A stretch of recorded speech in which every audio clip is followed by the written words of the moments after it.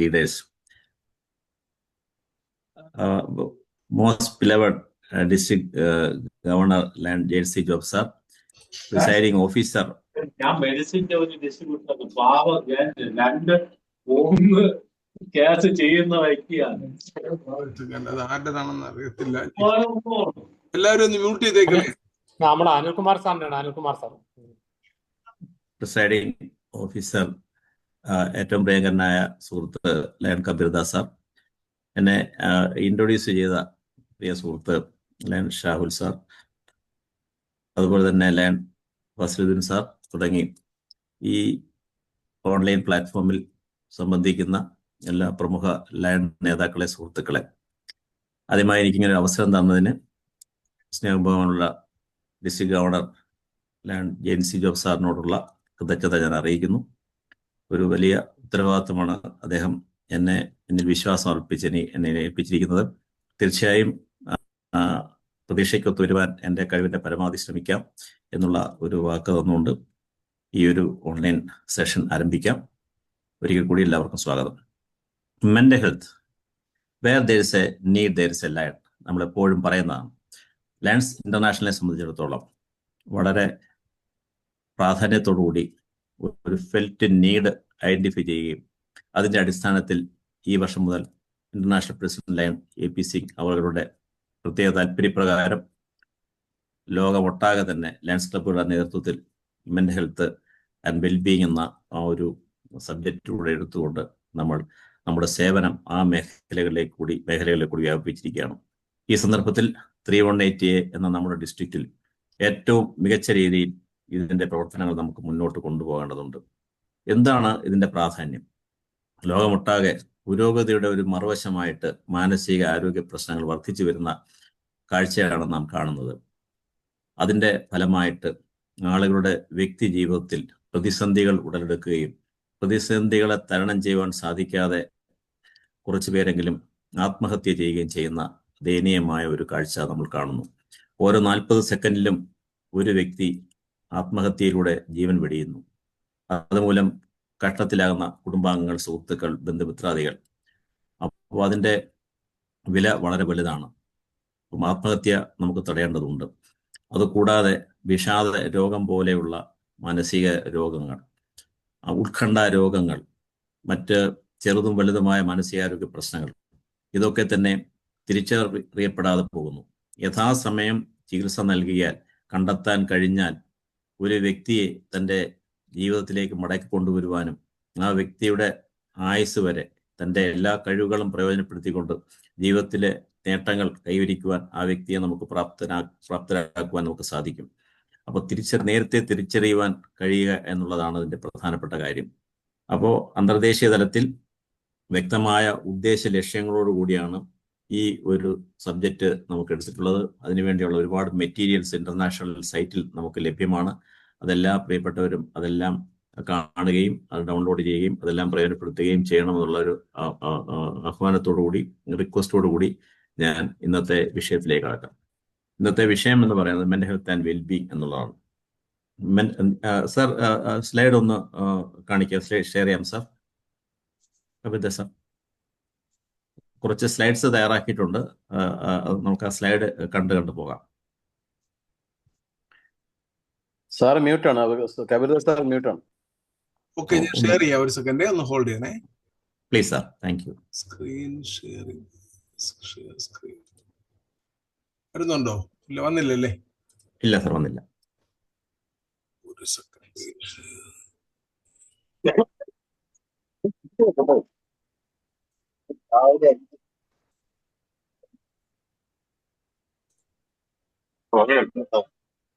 മാനസിക ആരോഗ്യം ശാരീരിക ആരോഗ്യത്തെ പോലെ തന്നെ അല്ലെങ്കിൽ അതിനേക്കാൾ പ്രാധാന്യമുള്ള ഒന്നാണ്. ആരോഗ്യത്തിന്റെ നിർവചനം ലോകാരോഗ്യ സംഘടന നൽകിയിരിക്കുന്നത് ആരോഗ്യം എന്നത് കേവലം രോഗമില്ലാത്ത അവസ്ഥ മാത്രമല്ല, അത് ശാരീരികവും മാനസികവും സാമൂഹികവുമായ ഒരു സുസ്ഥിതിയാണ്, അല്ലെങ്കിൽ വെൽബീയിങ് ആണ്. It's not merely an absence of disease. അപ്പോൾ അതിൻ്റെ ഏറ്റവും പ്രധാനപ്പെട്ട ഒരു ഭാഗം ഫിസിക്കൽ ഹെൽത്ത് ആണ്, മറ്റൊരു പ്രധാനപ്പെട്ട ഭാഗം മെൻ്റൽ ഹെൽത്ത് ആണ്. പക്ഷേ നാളിതുവരെ അല്ലെങ്കിൽ നമ്മളെല്ലാവരും ആഗോളത്തിൽ തന്നെ മനുഷ്യൻ്റെ മാനസിക ആരോഗ്യത്തിന് വലിയ പ്രാധാന്യം സാധാരണ കൊടുത്ത് കാണാറില്ല. ലോകാരോഗ്യ സംഘടനയും വേൾഡ് ഫെഡറേഷൻ ഫോർ മെന്റൽ ഹെൽത്തും സർക്കാരുകളും ഒക്കെ തന്നെ മാനസികാരോഗ്യം സംരക്ഷിക്കുന്നതിനും നിലനിർത്തുന്നതിനും വേണ്ടിയുള്ള ഒട്ടേറെ കർമ്മ പദ്ധതികൾ ആവിഷ്കരിച്ച് നടപ്പിലാക്കിയിട്ടുണ്ട്. ഈ സാഹചര്യത്തിലാണ് ലയൺസ് ഇന്റർനാഷണൽ എന്ന നമ്മുടെ പ്രസ്ഥാനം മാനസികാരോഗ്യം വളരെ പ്രാധാന്യത്തോടുകൂടി ഏറ്റെടുത്തിട്ടുള്ളത്. മാനസിക ആരോഗ്യം ഉള്ള ഒരു വ്യക്തിക്ക് മാത്രമേ അദ്ദേഹത്തിൻ്റെ ജീവിതത്തിൻ്റെ മുന്നോട്ടുള്ള ഗതിവിഗതികളെ യഥാസമയം നിയന്ത്രിച്ച് ഒരു അച്ചീവ്മെൻ്റ് തലത്തിലേക്ക് തൻ്റെ കഴിവുകൾ പ്രയോജനപ്പെടുത്തിക്കൊണ്ട് തനിക്ക് തന്നിൽ അർപ്പിതമായിരിക്കുന്ന കർത്തവ്യങ്ങൾ നിർവഹിച്ചുകൊണ്ട് വ്യക്തി എന്ന നിലയിലും ഒരു കുടുംബ അംഗം എന്ന നിലയിലും ഒരു സാമൂഹ്യ ജീവി എന്ന നിലയിലും എല്ലാമുള്ള തൻ്റെതായ നില മെച്ചപ്പെടുത്തി തൻ്റെ ജീവിതം ഫുൾഫിൽമെന്റിലേക്ക് എത്തിക്കുവാൻ സാധിക്കുകയുള്ളൂ. തീർച്ചയായും ഒരു സെക്കൻഡ് കാണുന്നുണ്ടോ സാറേ? കാണുന്നില്ല, ഒന്നും വരുന്നില്ലല്ലേ? സ്ലൈഡ് വന്നില്ല. കമ്പ്യൂട്ടർ സ്ക്രീൻ കാണാം, സ്ലൈഡ് കണ്ടുകൂടാ. ഒരു സെക്കൻഡ്, അപ്പം മനസ്സിലായി. ഇപ്പോൾ കാണാമോ? കാണാം സാർ. അതിന്റെ ഫസ്റ്റ് സ്ലൈഡ് കാണിക്കാം സാർ. ഓക്കെ ശരി, okay sir. First slide please. Previous one. WHO definition of mental health ഞാൻ നേരത്തെ സൂചിപ്പിച്ചു. അതിൽ ഏറ്റവും പ്രധാനപ്പെട്ട ഒരു കമ്പണന്റ് ആണ് mental health. Next sir. Yes, ലോകാരോഗ്യ സംഘടനയുടെ ആരോഗ്യത്തെക്കുറിച്ച് നിർവചനത്തിൽ പ്രധാനപ്പെട്ട ഒരു സ്ഥാനമാണ് മെന്റൽ ഹെൽത്തിനുള്ളത്. Yes sir. Where is the mind? നമ്മുടെ മനസ്സ് എവിടെയാണ്? വളരെ ഇൻട്രസ്റ്റിംഗ് ചോദ്യമാണ്. Mind is invisible. ആക്ച്വലി നമുക്ക് കാണാൻ കഴിയില്ല, ഇലക്ട്രിസിറ്റിയെ പോലെ. The human brain is the basic structure for the functioning of the mind. മനസ്സിന്റെ പ്രവർത്തനം അനുഭവപ്പെടണമെങ്കിൽ നമ്മുടെ തലച്ചോറുണ്ടാവണം. മനുഷ്യനാക്കുന്നത് മനുഷ്യന്റെ തലച്ചോറാണ്. Human brain weighing 1.5 kilograms, 1500 grams. 3 കാര്യങ്ങളാണ് മനസ്സുമായി ബന്ധപ്പെട്ട് അറിയേണ്ടത്. ഒന്ന് കൊഗ്നിഷൻ, അതായത് ചിന്ത. 2 കൊനേഷൻ അല്ലെങ്കിൽ ആക്ഷൻ അല്ലെങ്കിൽ ബിഹേവിയർ, ഒരാളുടെ പ്രവൃത്തികൾ അല്ലെങ്കിൽ പെരുമാറ്റം അല്ലെങ്കിൽ സ്വഭാവ രീതികൾ. 3 ഇമോഷൻ അല്ലെങ്കിൽ വൈകാരിക അവസ്ഥ. ഈ 3 കാര്യങ്ങളാണ് നമ്മൾ മനസ്സുമായി ബന്ധപ്പെട്ട് അറിയേണ്ട കാര്യങ്ങൾ. ഇതെല്ലാം പോസിറ്റീവ് ആണെങ്കിൽ ഒരാളിന്റെ മാനസിക ആരോഗ്യം okay, mental health is perfect. We expect everyone should have positive mental health. Everyone, please note the change. എല്ലാവർക്കും പോസിറ്റീവ് മെന്റൽ ഹെൽത്ത് ഉണ്ടാവണം നമ്മൾ ആഗ്രഹിക്കുന്നത്. We need positive mental health promotion, PRO. Positive thinking വളരെ പ്രധാനപ്പെട്ട കാര്യമാണ്. പോസിറ്റീവ് ബിഹേവിയർ, പോസിറ്റീവ് ഇമോഷൻ, ഇതെല്ലാം നമ്മൾ ശ്രദ്ധിക്കേണ്ട കാര്യമാണ്. ഇനി ഇതിന്റെ ഓപ്പോസിറ്റ് സൈഡ് വരുന്നതാണ് നെഗറ്റീവ് മെന്റൽ ഹെൽത്ത്. ഇത് നോട്ട് ഡിസൈറബിൾ ആണ്. ആർക്കും നെഗറ്റീവ് മെന്റൽ ഹെൽത്ത് വേണമെന്ന് നമ്മൾ ആഗ്രഹിക്കുന്നില്ല. നെഗറ്റീവ് മെന്റൽ ഹെൽത്ത് ഉണ്ടാവരുത്. Negative mental health it affects an individual badly. വളരെ വളരെ വിഷമകരമായ ഒരു അവസ്ഥയിലൂടെ ഒരു വ്യക്തി കടന്നു പോകുന്നു. അദ്ദേഹത്തിന്റെ മാനസികാരോഗ്യം ശിഥിലമാവുകയാണെങ്കിൽ. നെഗറ്റീവ് മെന്റൽ ഹെൽത്ത് എന്ന് ഉദ്ദേശിക്കുന്നത് negative thinking, negative thoughts, negative talk and actions. അതായത് നെഗറ്റീവായിട്ടുള്ള ചിന്തയും നെഗറ്റീവായിട്ടുള്ള വർത്തമാനവും നെഗറ്റീവായിട്ടുള്ള പ്രവൃത്തികളും നെഗറ്റീവായിട്ടുള്ള വൈകാരിക അവസ്ഥയുമാണ് ഒരാളിൻ്റെ നെഗറ്റീവ് ആയിട്ടുള്ള മാനസികാവസ്ഥയാണ് മാനസികാരോഗ്യത്തിൻ്റെ സൂചനകൾ. Sometimes these will lead to some disorders or mental illnesses. ഈ നെഗറ്റീവായിട്ടുള്ള ഒരു ഒരു ഒരു അവസ്ഥയിലൂടെ കടന്നു പോകുമ്പോഴാണ് ചിലപ്പോൾ അതൊരു രോഗാവസ്ഥയായിട്ട് മാറുന്നത്. മെന്റൽ ഡിസോർഡേഴ്സ് അല്ലെങ്കിൽ മെന്റൽ ഇൽനെസ്സസ് നമ്മൾ പറയുന്നത് മാനസിക രോഗങ്ങൾ അല്ലെങ്കിൽ മാനസിക രോഗാവസ്ഥ എന്ന് പറയുന്നത്. ഈ മാനസിക രോഗങ്ങളെ അല്ലെങ്കിൽ രോഗാവസ്ഥകളെ തരംതിരിക്കുന്നതിന് ക്ലാസിഫിക്കേഷൻ ഉണ്ട്. ലോകാരോഗ്യ സംഘടന ഡെവലപ്പ് ചെയ്തിട്ടുള്ള ICD, international classification of diseases. ഇപ്പോൾ നമുക്ക് ലഭ്യമായത് ICD-11. അതുപോലെ തന്നെ DSM, diagnostic and statistic manual developed by American psychiatric association or APA. ഇപ്പോൾ നമുക്ക് ലഭ്യമായത് DSM-5 ആണ്. ഇതാണ് അതിൻ്റെ ശരിയായ ക്ലാസിഫിക്കേഷൻ. പക്ഷേ നമ്മുടെ പ്രായോഗിക വിജ്ഞാനത്തിന് ഉതകുന്ന തരത്തിൽ വളരെ സിമ്പിളായി ലളിതമായി ഞാൻ ഇപ്രകാരം ഇതിനെ അവതരിപ്പിക്കാം. 1, ലഘുവായ മാനസിക രോഗങ്ങൾ, മൈനർ മെന്റൽ ഇൽനെസ്സസ്. ഇതിനെ ന്യൂറോസിസ് എന്നും പറയാറുണ്ട്. വേർ ദർ ഇസ് ഇൻസൈറ്റ്, ആ രോഗത്തെക്കുറിച്ച് ആ വ്യക്തിക്ക് ഒരു ബോധ്യമുണ്ട്, ഉൾക്കാഴ്ചയുണ്ട്.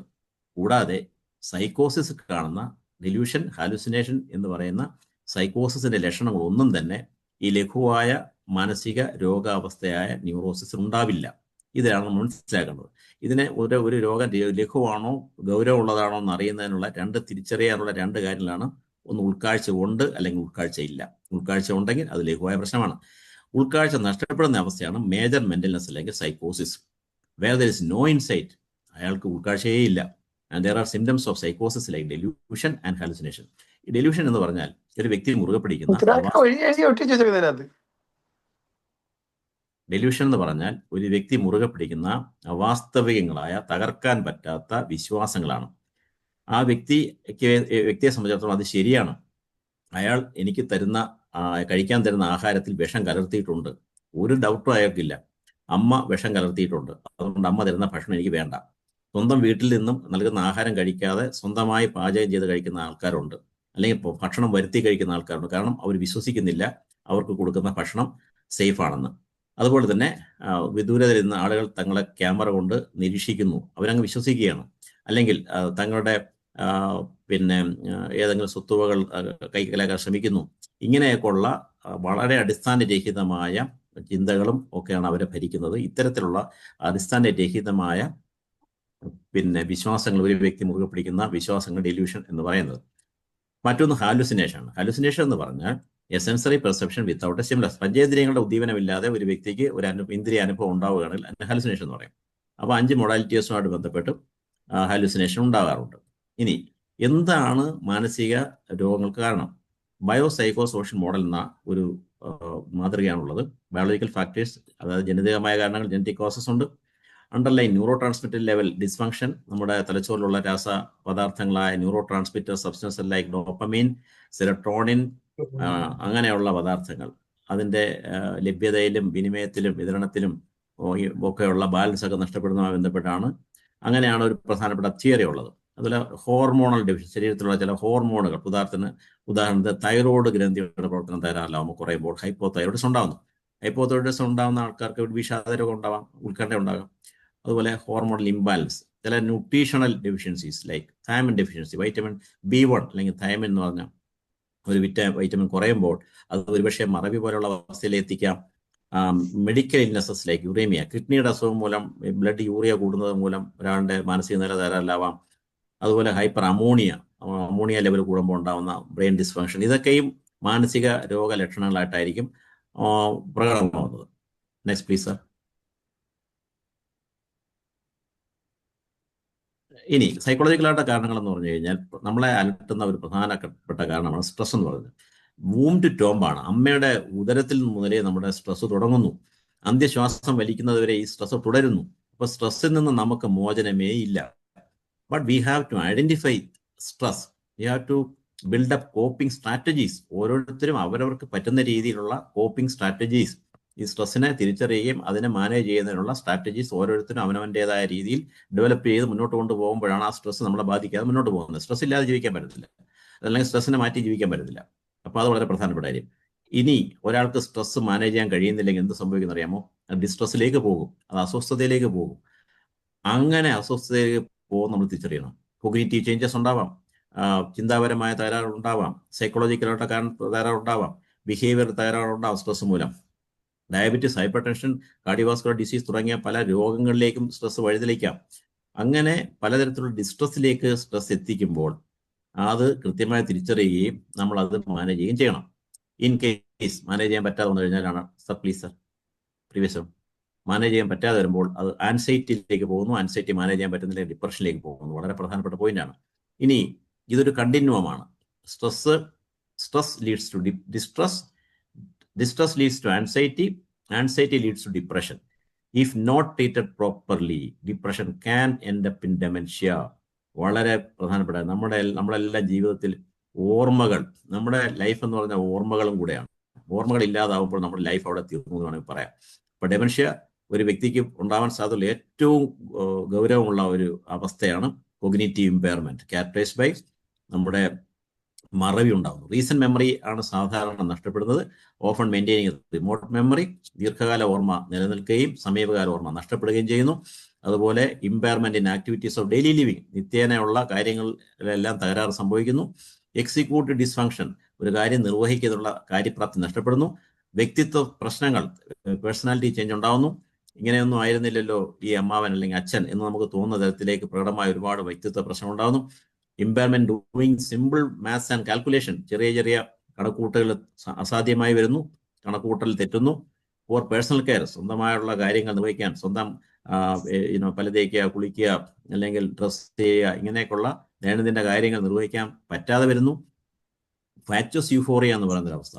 അപരിചിതരെ പോലും കണ്ടാൽ വലിയ പരിചയമുള്ള രീതിയിൽ ആളുകളെ കാണുകയും അവരെ കണ്ട ചിരിക്കുകയും ഇടപെടുകയും ചെയ്യാനുള്ള ഒരു മനോഭാവം ഉണ്ടാകുന്നു.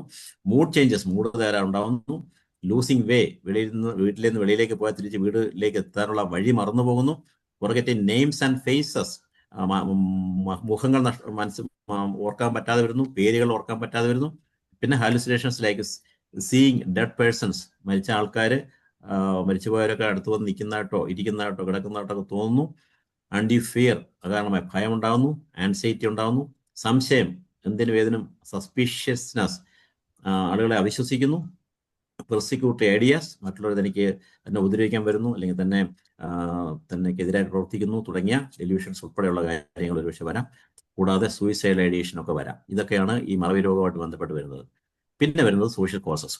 സോഷ്യൽ കോസസ് എന്ന് പറഞ്ഞാൽ നമ്മുടെ ഒരു വ്യക്തി ജീവിക്കുന്ന സാഹചര്യങ്ങൾ അയാളുടെ ശാരീരികവും മാനസികവും ആരോഗ്യത്തെ നിർണ്ണയിക്കുന്നതിൽ പ്രധാനപ്പെട്ട പങ്ക് വഹിക്കുന്നതാണ് ഫുഡ്. നമ്മൾ റിലീവിങ് ഹങ്കർ വലിയ പ്രശ്നമാണ് ലോകത്ത്. ആഹാരം, പലർക്കും ആവശ്യത്തിന് ആഹാരം കിട്ടാതില്ല. അപ്പൊ ആഹാരം ആവശ്യത്തിന് ലഭ്യമല്ലെങ്കിൽ അയാളുടെ ശാരീരിക ആരോഗ്യം മാത്രമല്ല മാനസിക ആരോഗ്യം നഷ്ടപ്പെടുന്നു. ക്ലോത്തിങ്, ഹൗസിങ്, അതായത് ബേസിക് നീഡ്സ് സാറ്റിസ്ഫൈ ചെയ്യണം. പോർട്ടബിൾ ഡ്രിങ്കിങ് വാട്ടർ, കുടിവെള്ളം കിട്ടുന്നില്ല, ശുദ്ധജലം കിട്ടുന്നില്ല, അല്ലെങ്കിൽ ജോബില്ല, സോഷ്യൽ സെക്യൂരിറ്റി ഇല്ല. ഓൾ അഡ്വേഴ്സ് എക്സ്റ്റേണാലിറ്റീസ് എന്ന് നമ്മൾ പറയും.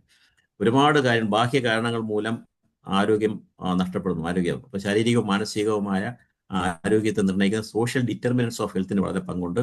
അപ്പം ഒരു വ്യക്തിയുടെ ജീവിത സാഹചര്യങ്ങൾ മെച്ചപ്പെടുത്തേണ്ടത്, ഭൗതികമായ സാഹചര്യം മെച്ചപ്പെടുത്തേണ്ടത് ആ മാനസികാരോഗ്യം ഉറപ്പുവരുത്തുന്ന അത്യന്താപേക്ഷിതമാണ്. ഇനി manifestations of negative mental health and wellbeing വളരെ പ്രധാനമാണ്.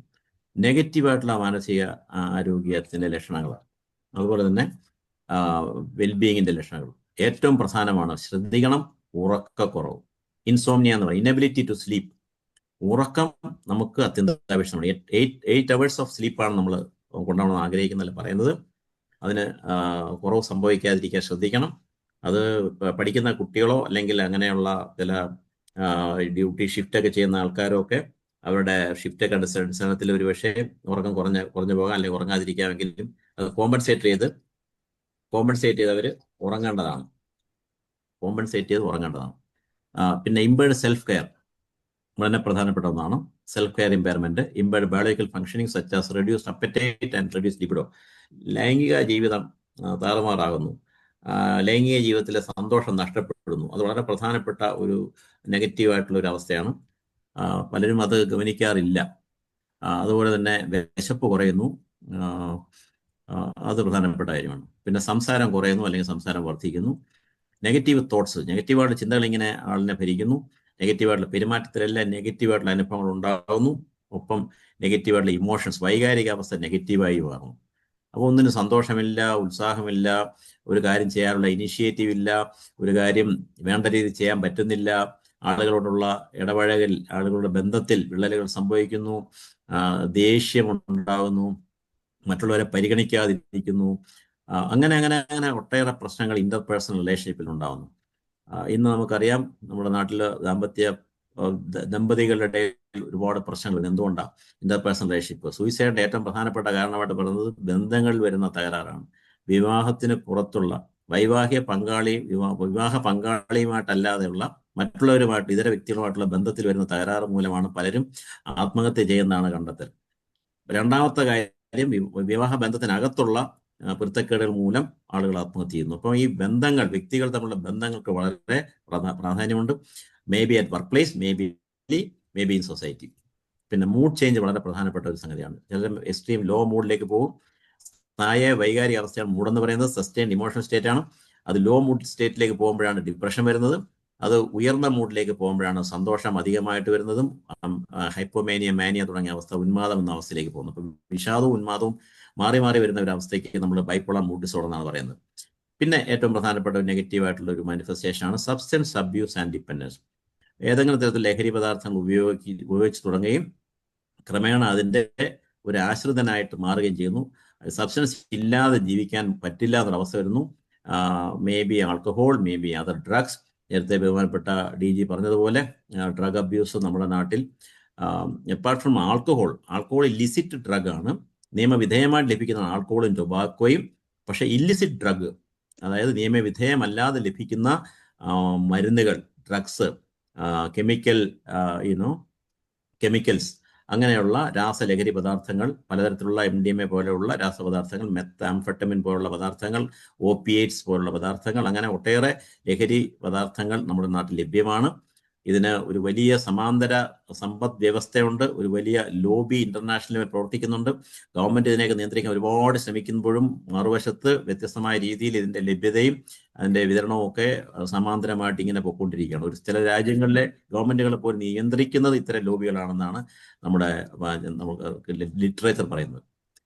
ഇനി സ്ത്രീകളെ സംബന്ധിച്ചിടത്തോളം സമൂഹത്തിലെ ഏറ്റവും പ്രബല വിഭാഗമാണ് സ്ത്രീകൾ. അപ്പൊ സ്ത്രീകളുടെ മാനസികാരോഗ്യം നമ്മൾ വളരെ പ്രാധാന്യത്തോടെ കണക്കാക്കണം. ഒരു പെൺകുട്ടി പ്രായപൂർത്തിയാകുന്നതോടനുബന്ധിച്ച് മാനസിക സംഘർഷങ്ങൾ ആരംഭിക്കാം. അതുപോലെ തന്നെ പ്രതിമാസം അവർക്കുണ്ടാകുന്ന മാസമുറ, അതായത് മെൻസ്ട്രുവേഷനുമായി ബന്ധപ്പെട്ട് അനേകം സ്ത്രീകൾക്ക് മാനസികമായ പ്രയാസങ്ങളുണ്ട്, പിരിമുറുക്കമുണ്ട്, ദേഷ്യപ്പെടുന്ന പ്രവണതയുണ്ട്. അതൊരു പക്ഷേ ആ കുടുംബാംഗങ്ങൾ അറിയുന്നില്ലെങ്കിൽ തൻ്റെ അമ്മ ദേഷ്യം കാണിക്കുന്നത് എന്തുകൊണ്ടാണ് മക്കൾ തിരിച്ചറിയണം, ഭർത്താവ് തിരിച്ചറിയണം തൻ്റെ ഭാര്യ എന്തുകൊണ്ടാണ് മാസത്തിൽ ചില പ്രത്യേക ദിവസങ്ങൾ ദേഷ്യം കാണിക്കുന്നത്. ഇങ്ങനൊന്നും ആയിരുന്നില്ലല്ലോ. അപ്പോൾ ഇത് കുടുംബബന്ധം ശിഥിലമാകുന്നതിനും പ്രശ്നം ഉണ്ടാകുന്നതിനും കാരണമാകുന്നുണ്ട്. പലരും തുറന്ന് പറയുന്നില്ല, എൻ്റെ പീരീഡ്സ് ആണ്, മക്കളെ അമ്മയ്ക്ക് 3 ദിവസം പീരീഡ്സ് ആയതുകൊണ്ട് ചില പ്രയാസങ്ങളൊക്കെ ഉണ്ട്, നിങ്ങളൂടെ സഹായിക്കണം. അതൊക്കെ നമ്മൾ എഡ്യൂക്കേറ്റ് ചെയ്യണം ആളുകളെ. അതുപോലെ തന്നെ ഭാര്യയുടെ അവസ്ഥ മനസ്സിലാക്കണം ഭർത്താവ്. മൂഡ് ഓർ ഇമോഷണൽ ഇഷ്യൂസ് സ്ത്രീകളും തുറന്ന് പറയണം ഇക്കാര്യം. പിന്നെ ജോലി സ്ഥലത്ത് വരുന്ന ഒരാൾ പിന്നെ പാഡൊക്കെ വെച്ച് വളരെ വേദന അനുഭവിച്ചിട്ടായി ജോലി സ്ഥലത്ത് വരുന്നത്. അപ്പോൾ അവിടെ ഏതെങ്കിലും തരത്തിലുള്ള, അപ്പോൾ അവർക്കൊരു പരിഗണന പ്രത്യേകിച്ച് ഗവൺമെന്റ് ഇപ്പോൾ കൊടുക്കുന്നുണ്ട്. സ്കൂളിൽ കുട്ടികൾക്കൊക്കെ പാഡൊക്കെ കൊടുക്കുന്നുണ്ട്, ആ സമയത്ത് പരിഗണന കൊടുക്കുന്നുണ്ട്. അതൊരു മാറുന്ന ഒരു ചേഞ്ചാണ്. പക്ഷെ എങ്കിലും എല്ലായിടത്തും ഇത്തരം ഒരു അവബോധം ഇല്ല.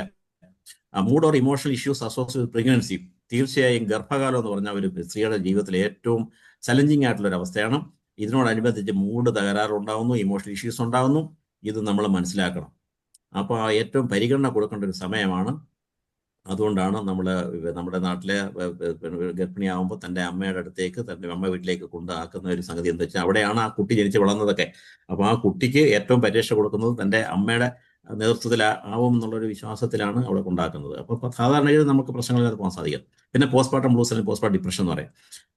പ്രസവാനന്തരം ഉണ്ടാകുന്ന നേരിയ മൂഡ് തകരാറുകൾ, വിഷാദം പോലുള്ള അവസ്ഥ, സ്വന്തം കുഞ്ഞിനെ ഈ ഡിപ്രഷൻ വന്നിട്ട് കൊന്നുകളഞ്ഞ അനുഭവം വരെ നമ്മുടെ ലിറ്ററേച്ചർ സൂചിപ്പിക്കും. നമ്മുടെ എൻ്റെ ലെസണിലൊക്കെ ഞാൻ ഇരുന്ന സമയത്ത് ഞാൻ അങ്ങനെ ഉള്ള കേസ് ഡീൽ ചെയ്തിട്ടുണ്ട്. അതുപോലെ തന്നെ സൈക്കോസിസ് വരുന്നു. സ്വന്തം കുഞ്ഞിനെ പാൽ കൊടുക്കണം എന്നുള്ള കാര്യം മറന്നു പോകുന്നു, അറിഞ്ഞുകൂടാ, കുഞ്ഞിനെ കെയർ ചെയ്യുന്നില്ല.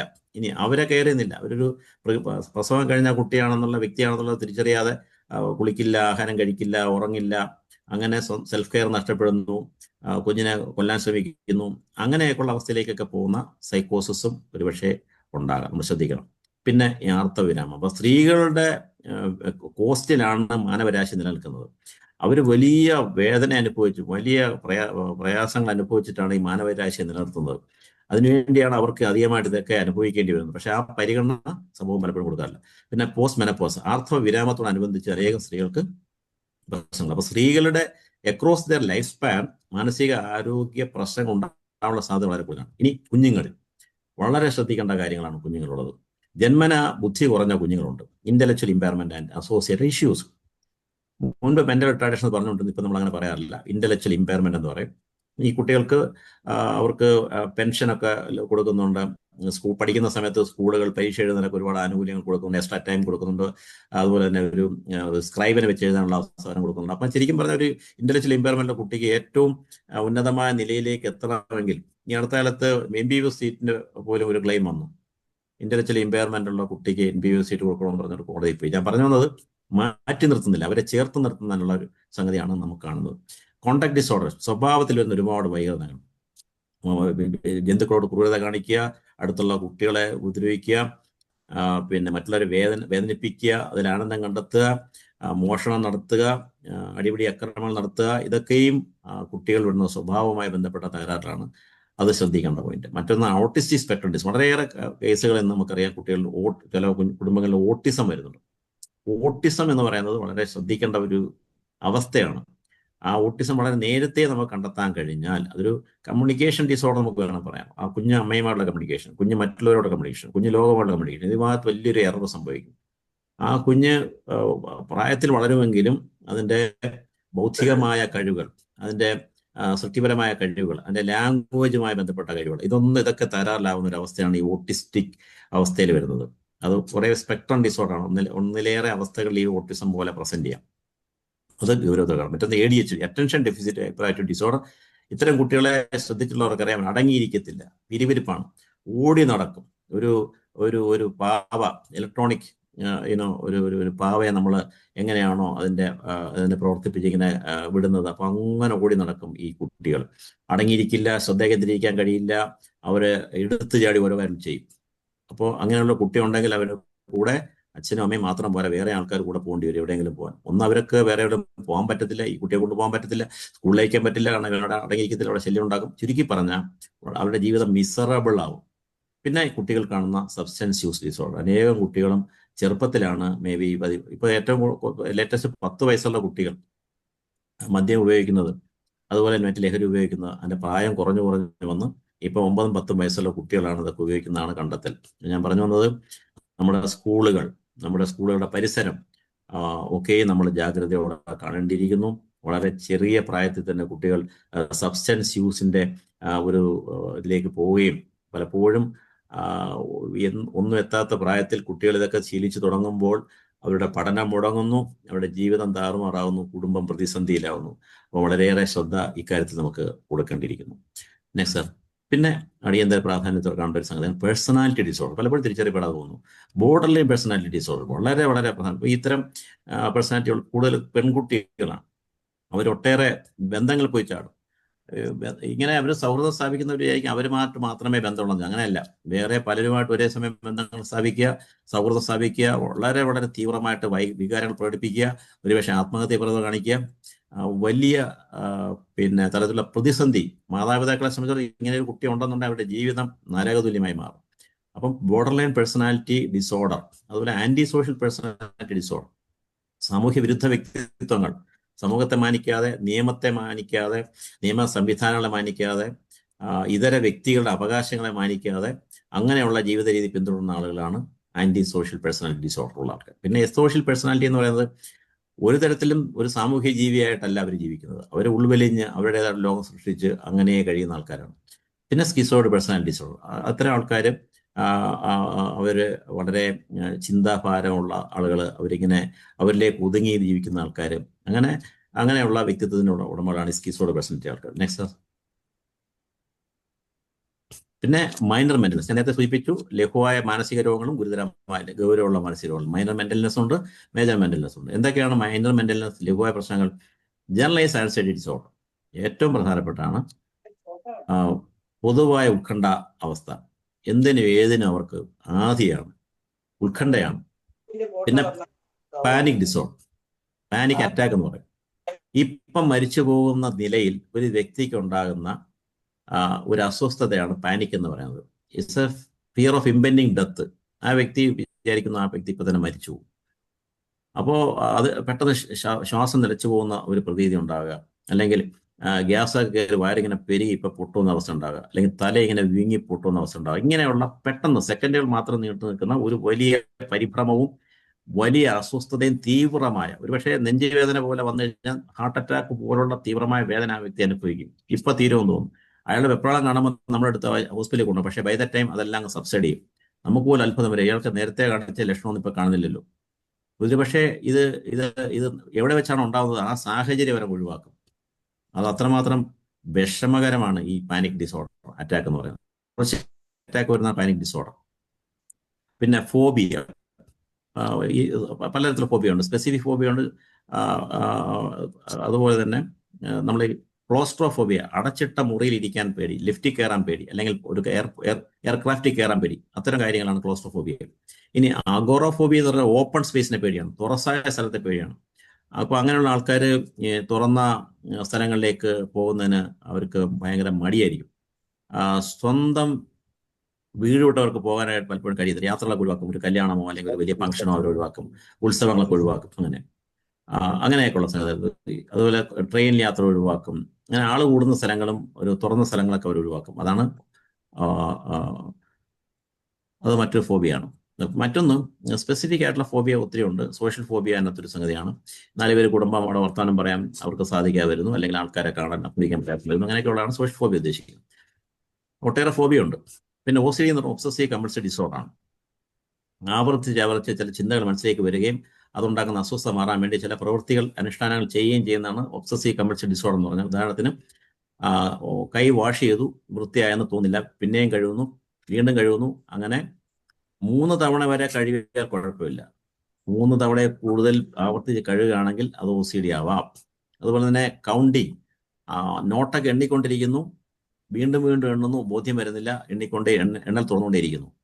അതുപോലെ തന്നെ രാത്രി കിടക്കാൻ നേരം ഗ്യാസിന്റെ നോബ് തിരിച്ചോ ഇല്ലേ, അത് ക്ലോസ് ചെയ്തോ ഇല്ലേ എന്നുള്ളൊരു സംശയം വരുന്നു. അപ്പോൾ എന്ത് ചെയ്യുന്നു? പിന്നെയും ഉറങ്ങാൻ കിടക്കയിൽ എണീറ്റ് പോകുന്നൂടെ ചെക്ക് ചെയ്യുന്നു, പിന്നെയും വന്ന് കിടക്കുന്നു, അപ്പോൾ തോന്നുന്നു, അത് ഒന്നുകൂടെ പോകുന്നു. അങ്ങനെ ആവർത്തിച്ച് ചെക്ക് ചെയ്തുകൊണ്ടിരിക്കുക. അല്ലെങ്കിൽ ഡോർ അടച്ചോ ഇല്ലേ എന്നുള്ള സംശയം വരുന്നു, ആവർത്തി ചെയ്തു. ഇപ്പോൾ ഇത് വളരെ കോമൺ ആയിട്ട് കാണുന്നതാണ്. അപ്പോൾ repeated washing, repeated checking, repeated counting, ഇതൊക്കെയാണ് OCD വരുന്നത്. പിന്നെ neurotic and stress related disorder, വളരെ സ്ട്രെസ്ഫുൾ ആയിട്ടുള്ള അവസ്ഥയിലൂടെ കടന്നു പോകുന്ന ആൾക്കാർക്കാണ് ഇത്തരം ഒരു അവസ്ഥ ഉണ്ടാകുന്നത്. പിന്നെ പോസ്റ്റ് ട്രോമാറ്റിക് സ്ട്രെസ് ഡിസോർഡർ, നമുക്കറിയാം, ഇപ്പോൾ ഓഖി പോലുള്ള ദുരന്തം വരുന്നു, അല്ലെങ്കിൽ സുനാമി പോലുള്ള ദുരന്തം വരുന്നു, പ്രകൃതി ദുരന്തങ്ങൾ വരുന്നു, അല്ലെങ്കിൽ മാൻമേഡ് ഡിസാസ്റ്റേഴ്സ് വരുന്നു. അപ്പോൾ പ്രകൃതി ദുരന്തങ്ങളോ മനുഷ്യജന്യമായ ദുരന്ത അവസ്ഥകളോ അഭിമുഖീകരിക്കുന്ന വ്യക്തികൾക്കുണ്ടാകുന്ന അവസ്ഥയാണ്. ഇപ്പോൾ യുദ്ധസമാനമായ അന്തരീക്ഷം, അല്ലെങ്കിൽ യുദ്ധം നടക്കുന്ന സ്ഥലത്ത് ജീവിക്കുന്ന ആളുകളുടെ ഒരു മാനസിക അവസ്ഥയെന്ന് പറഞ്ഞു കഴിഞ്ഞാൽ അതാണ് പോസ്റ്റ് ട്രോമാറ്റിക് സ്ട്രെസ് ഡിസോർഡർ. എനിക്ക് ഒത്തിരി പേരെ കാണാനുള്ള അവസരം ലഭിച്ചിട്ടുണ്ട്. കാരണം ഇത് കഴിഞ്ഞിട്ടും അവരുടെ മനസ്സിലോട്ട് ആ ദുരന്ത അനുഭവങ്ങൾ ഇങ്ങനെ ഒരു കടലിലെ തിരമാല എങ്ങനെയാണോ ഒന്നിനു പുറകെ ഒന്നായി വരുന്നത്, അതുപോലെ ഈ ഓർമ്മകൾ ഇങ്ങനെ അവരെ ഇങ്ങനെ ഒന്നിനു പുറകെ ഒന്നായിട്ട് അവരെ വേട്ടയാടിക്കൊണ്ടിരിക്കും. അപ്പോൾ ഒരു സ്ക്രീൻ എങ്ങനെ കാണുന്നു അതുപോലെ അനുഭവങ്ങൾ, ദുരനുഭവങ്ങൾ അവർ കണ്ടതും അവരനുഭവിച്ച കാര്യങ്ങൾ മനസ്സിൽ നിന്ന് മായാതെ നിൽക്കുന്നു. അതുണ്ടാകുന്ന അസ്വസ്ഥത, ഉറങ്ങാൻ കഴിയില്ല. അതാണ് പോസ്റ്റ് ട്രോമാറ്റിക് സ്ട്രെസ് ഡിസോർഡർ. ഇതിനെ കൂടുതൽ ഞാൻ വിശദീകരിക്കുന്നതിനെ പറഞ്ഞു പോവാണ്. കൺവേർഷൻ ഡിസോർഡർ, ഒരു വ്യക്തിക്ക് ഏതെങ്കിലും തരത്തിലുള്ള മാനസികമായ വിഷമങ്ങളോ പ്രയാസങ്ങളോ ഉണ്ടെങ്കിൽ അതൊരു ശാരീരിക രോഗലക്ഷണമായിട്ട് മാറുന്നതാണ് കൺവേർഷൻ ഡിസോർഡർ. ഭാര്യയും ഭർത്താവും വലിയ വഴക്കുണ്ടാവുന്നു, ഭർത്താവ് ജോലിക്ക് പോകുന്നു, വഴക്ക് കഴിഞ്ഞ് ജോലിക്ക് പോകുന്നു, കുറേ കഴിഞ്ഞ് വീട്ടിൽ നിന്ന് ഫോൺ ചെല്ലുന്നു, ഭാര്യയ്ക്ക് സംസാരശേഷി നഷ്ടപ്പെട്ടു. ഭർത്താവ് ഓടി വീട്ടിൽ വരുന്നു, ഹോസ്പിറ്റലിൽ കൊണ്ടുപോകുന്നു, അനേക ഇൻവെസ്റ്റിഗേഷൻ ചെയ്യുന്നു, ഭാര്യ മിണ്ടുന്നില്ല, സംസാരശേഷി നഷ്ടപ്പെട്ടു. സ്കാനിങ് മറ്റെല്ലാം ചെയ്തിട്ട് ഡോക്ടർമാർ പറയുന്നു അവർക്ക് ബ്രെയിനിന് കുഴപ്പമൊന്നുമില്ല, അവരുടെ നാക്കിന് കുഴപ്പമില്ല, തൊണ്ടയ്ക്ക് കുഴപ്പമില്ല, ഒന്നിനും കുഴപ്പമില്ല, പക്ഷേ അവർക്ക് സംസാരിക്കാൻ പറ്റത്തില്ല. ഇങ്ങനെ വരുന്ന ഒരു രോഗാവസ്ഥ. ഒരുപക്ഷെ കാഴ്ച നഷ്ടപ്പെടുന്ന ആകാം, സംസാരശേഷി നഷ്ടപ്പെടുന്നതാകാം. ഇനി മോട്ടോർ ഡിസോർഡർ എന്ന് പറയുമ്പം ഒരു വശം തളർന്നു പോകുന്ന അവസ്ഥ, 2 കാലം തളർന്നു പോകുന്ന അവസ്ഥ. അങ്ങനെയൊക്കെയുള്ള അവസ്ഥകളും മനുഷ്യന്റെ മനസ്സിലുണ്ടാകുന്ന ആഴത്തിലുണ്ടാകുന്ന അസ്വസ്ഥതകൾ കാരണം, പല കോൺഫ്ലിക്ട്സും കാരണം ഇത്തരത്തിലുള്ള ചില ശാരീരിക രോഗ അവസ്ഥകളായിട്ട് അതിനെ കൺവെർട്ട് ചെയ്യുന്നു. ഇത് ഇന്നും നമ്മൾ കാണാൻ, പണ്ടൊക്കെ അത് വളരെ കൂടുതലായിരുന്നു ഞങ്ങളൊക്കെ പഠിക്കുന്ന സമയത്ത്. ഇപ്പോഴും കാണാറുണ്ട്, മുൻപ് വളരെ കൂടുതലായിരുന്നു ഇത്. Next sir please. Next please sir. Eating disorder, അത് കൂട്ടത്തിൽ വരുന്ന ഒരു സംഗതിയാണ്. വളരെ ലഘുവായിട്ടും തോന്നും, പക്ഷെ അനുഭവിക്കുന്നവർക്ക് വലിയ പ്രശ്നമാണ്. അനോറക്സിയ നെർവോസ എന്ന് പറയുന്ന പെൺകുട്ടികളാണ് കൂടുതൽ കാണുന്നത്. അവരുടെ ശരീരഭാരം അമിതമായി വർദ്ധിക്കുമെന്ന പേടി കൊണ്ട് അവർ ആവശ്യത്തിന് ആഹാരം കഴിക്കാതെ അവരെ മെലിഞ്ഞ് പോവുകയും ചെയ്യുന്ന ഒരു അവസ്ഥയാണ് അനോറക്സിയ നെർവോസ. ബുളിമിയ നെർവോസ എന്ന് പറഞ്ഞു കഴിഞ്ഞാൽ അവർക്ക് ആഹാരം കഴിക്കണമെന്ന് ഇങ്ങനെ തോന്നും. അപ്പോൾ അവരിങ്ങനെ ഒറ്റയിരിപ്പിൽ നിന്ന് ഒരുപാട് ആഹാരം കഴിക്കും. അപ്പോൾ അമിതമായ ആഹാരം കഴിക്കുന്നു, കുറച്ച് ഇത് ഛർദ്ദിച്ച് വയ്ക്കുന്നു, പിന്നെ ആ കഴിക്കാൻ തോന്നും, പിന്നെയും വലിച്ചു വാരി കഴിക്കും, ഛർദ്ദിച്ച് വയ്ക്കുന്നു. അപ്പോൾ ഈ കഴിക്കുക എന്നുള്ള പ്രവൃത്തി ചെയ്യണം, അവർക്ക് ചെയ്തേ പറ്റൂ. അത് വയറ്റ് നിൽക്കണമെന്നോ ഒന്നുള്ള ഒരു ചിന്തയില്ല. ഇതൊരു വല്ലാത്ത അവസ്ഥയാണ് ബുളിമിയ നെർവോസ. അതായത് കുട്ടികൾ നമ്മൾ സ്കൂളിൽ പെൺകുട്ടികളിൽ നമ്മൾ കാണുന്നത്.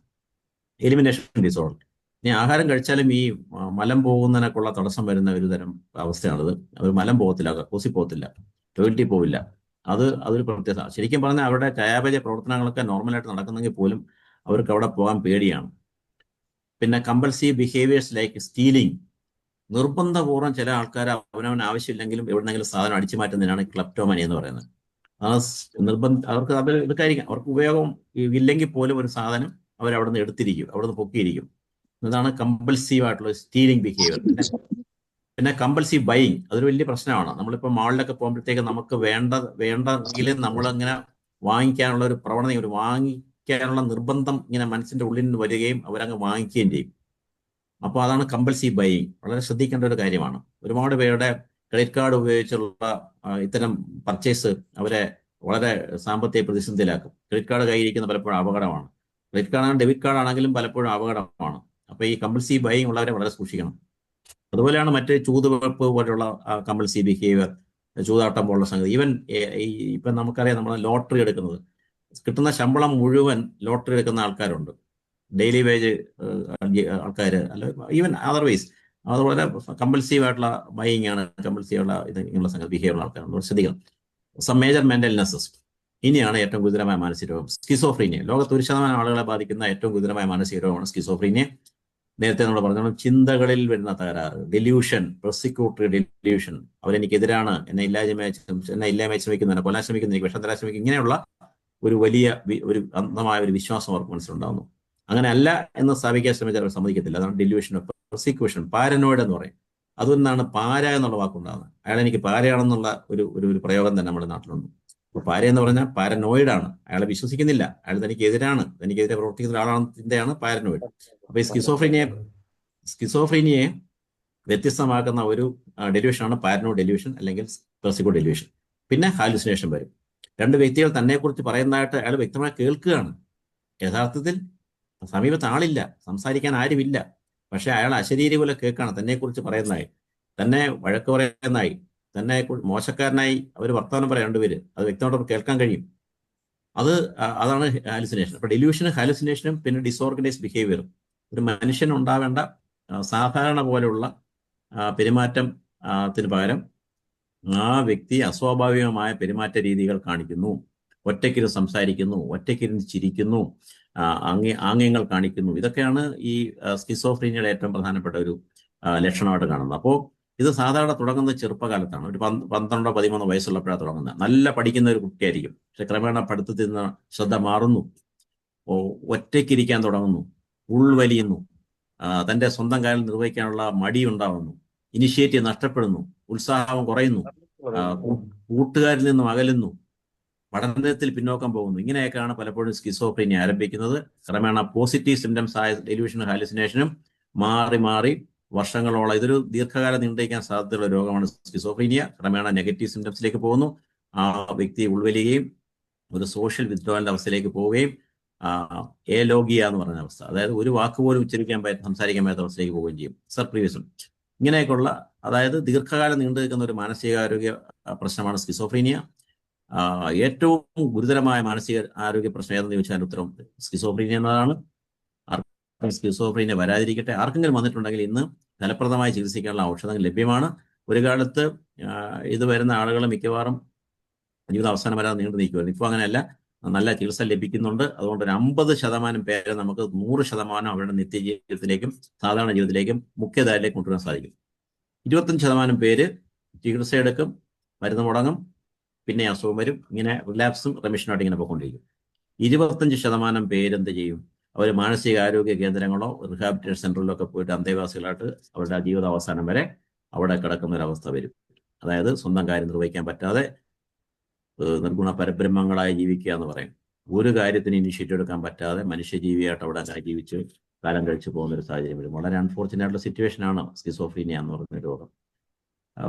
പിന്നെ നമ്മൾ വളരെ ഗൗരവത്തോടെ കാണും. Early identification. ഈ പറയപ്പെടുന്ന എല്ലാ രോഗങ്ങൾക്കും ഏറ്റവും നേരത്തെ കണ്ടെത്താൻ കഴിഞ്ഞാൽ ഇതുണ്ടാക്കുന്ന ഡിസബിലിറ്റി നമുക്ക് കുറയ്ക്കാം. ഇതുണ്ടാക്കുന്ന ശാരീരിക മാനസിക വിഷമതകൾ കുറയ്ക്കാം. മറ്റുള്ളവർക്കുണ്ടാകുന്ന ബുദ്ധിമുട്ട്, കുടുംബാംഗങ്ങളുടെ ബുദ്ധിമുട്ട് കുറയ്ക്കാം. ഇനി മൂഡ് ഡിസോർഡർ. മൂഡിൽ വരുന്ന തകരാറാണ്. ഒരു വ്യക്തിയുടെ സ്ഥായിയായ വൈകാരിക അവസ്ഥ. മൂഡ് എന്ന് പറയുന്നത് ആ മൂഡ് കുറയുന്ന ഡിപ്രഷൻ, വിഷാദരോഗം, മൂഡ് ഉയർന്നു പോകുന്ന മാനിയ ഹൈപ്പോമനിയ, അതാണ് മൂഡ് ഡിസോർഡർ.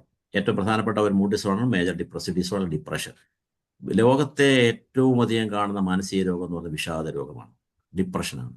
ഡിപ്രഷൻ എന്ന് പറയുന്നത് ഒരു സൈലന്റ് കില്ലറായിട്ടാണ് കണക്കാക്കുന്നത്, ഒരു സൈലന്റ് എപ്പിഡമിക്കാണ്. ഒരു വ്യക്തിക്ക് വിഷാദം വരുമ്പോൾ അതിന്റെ ലക്ഷണങ്ങൾ ഞാൻ പിന്നീട് പറയുന്നതാണ്. അപ്പോൾ അത് ശരിയായ സമയത്ത് ചികിത്സിച്ചില്ല എന്നുണ്ടെങ്കിൽ അങ്ങനെയുള്ള ആളുകളാണ് സൂയിസൈഡ്, ആത്മഹത്യയിലേക്ക് അഭയം തേടുന്നത്.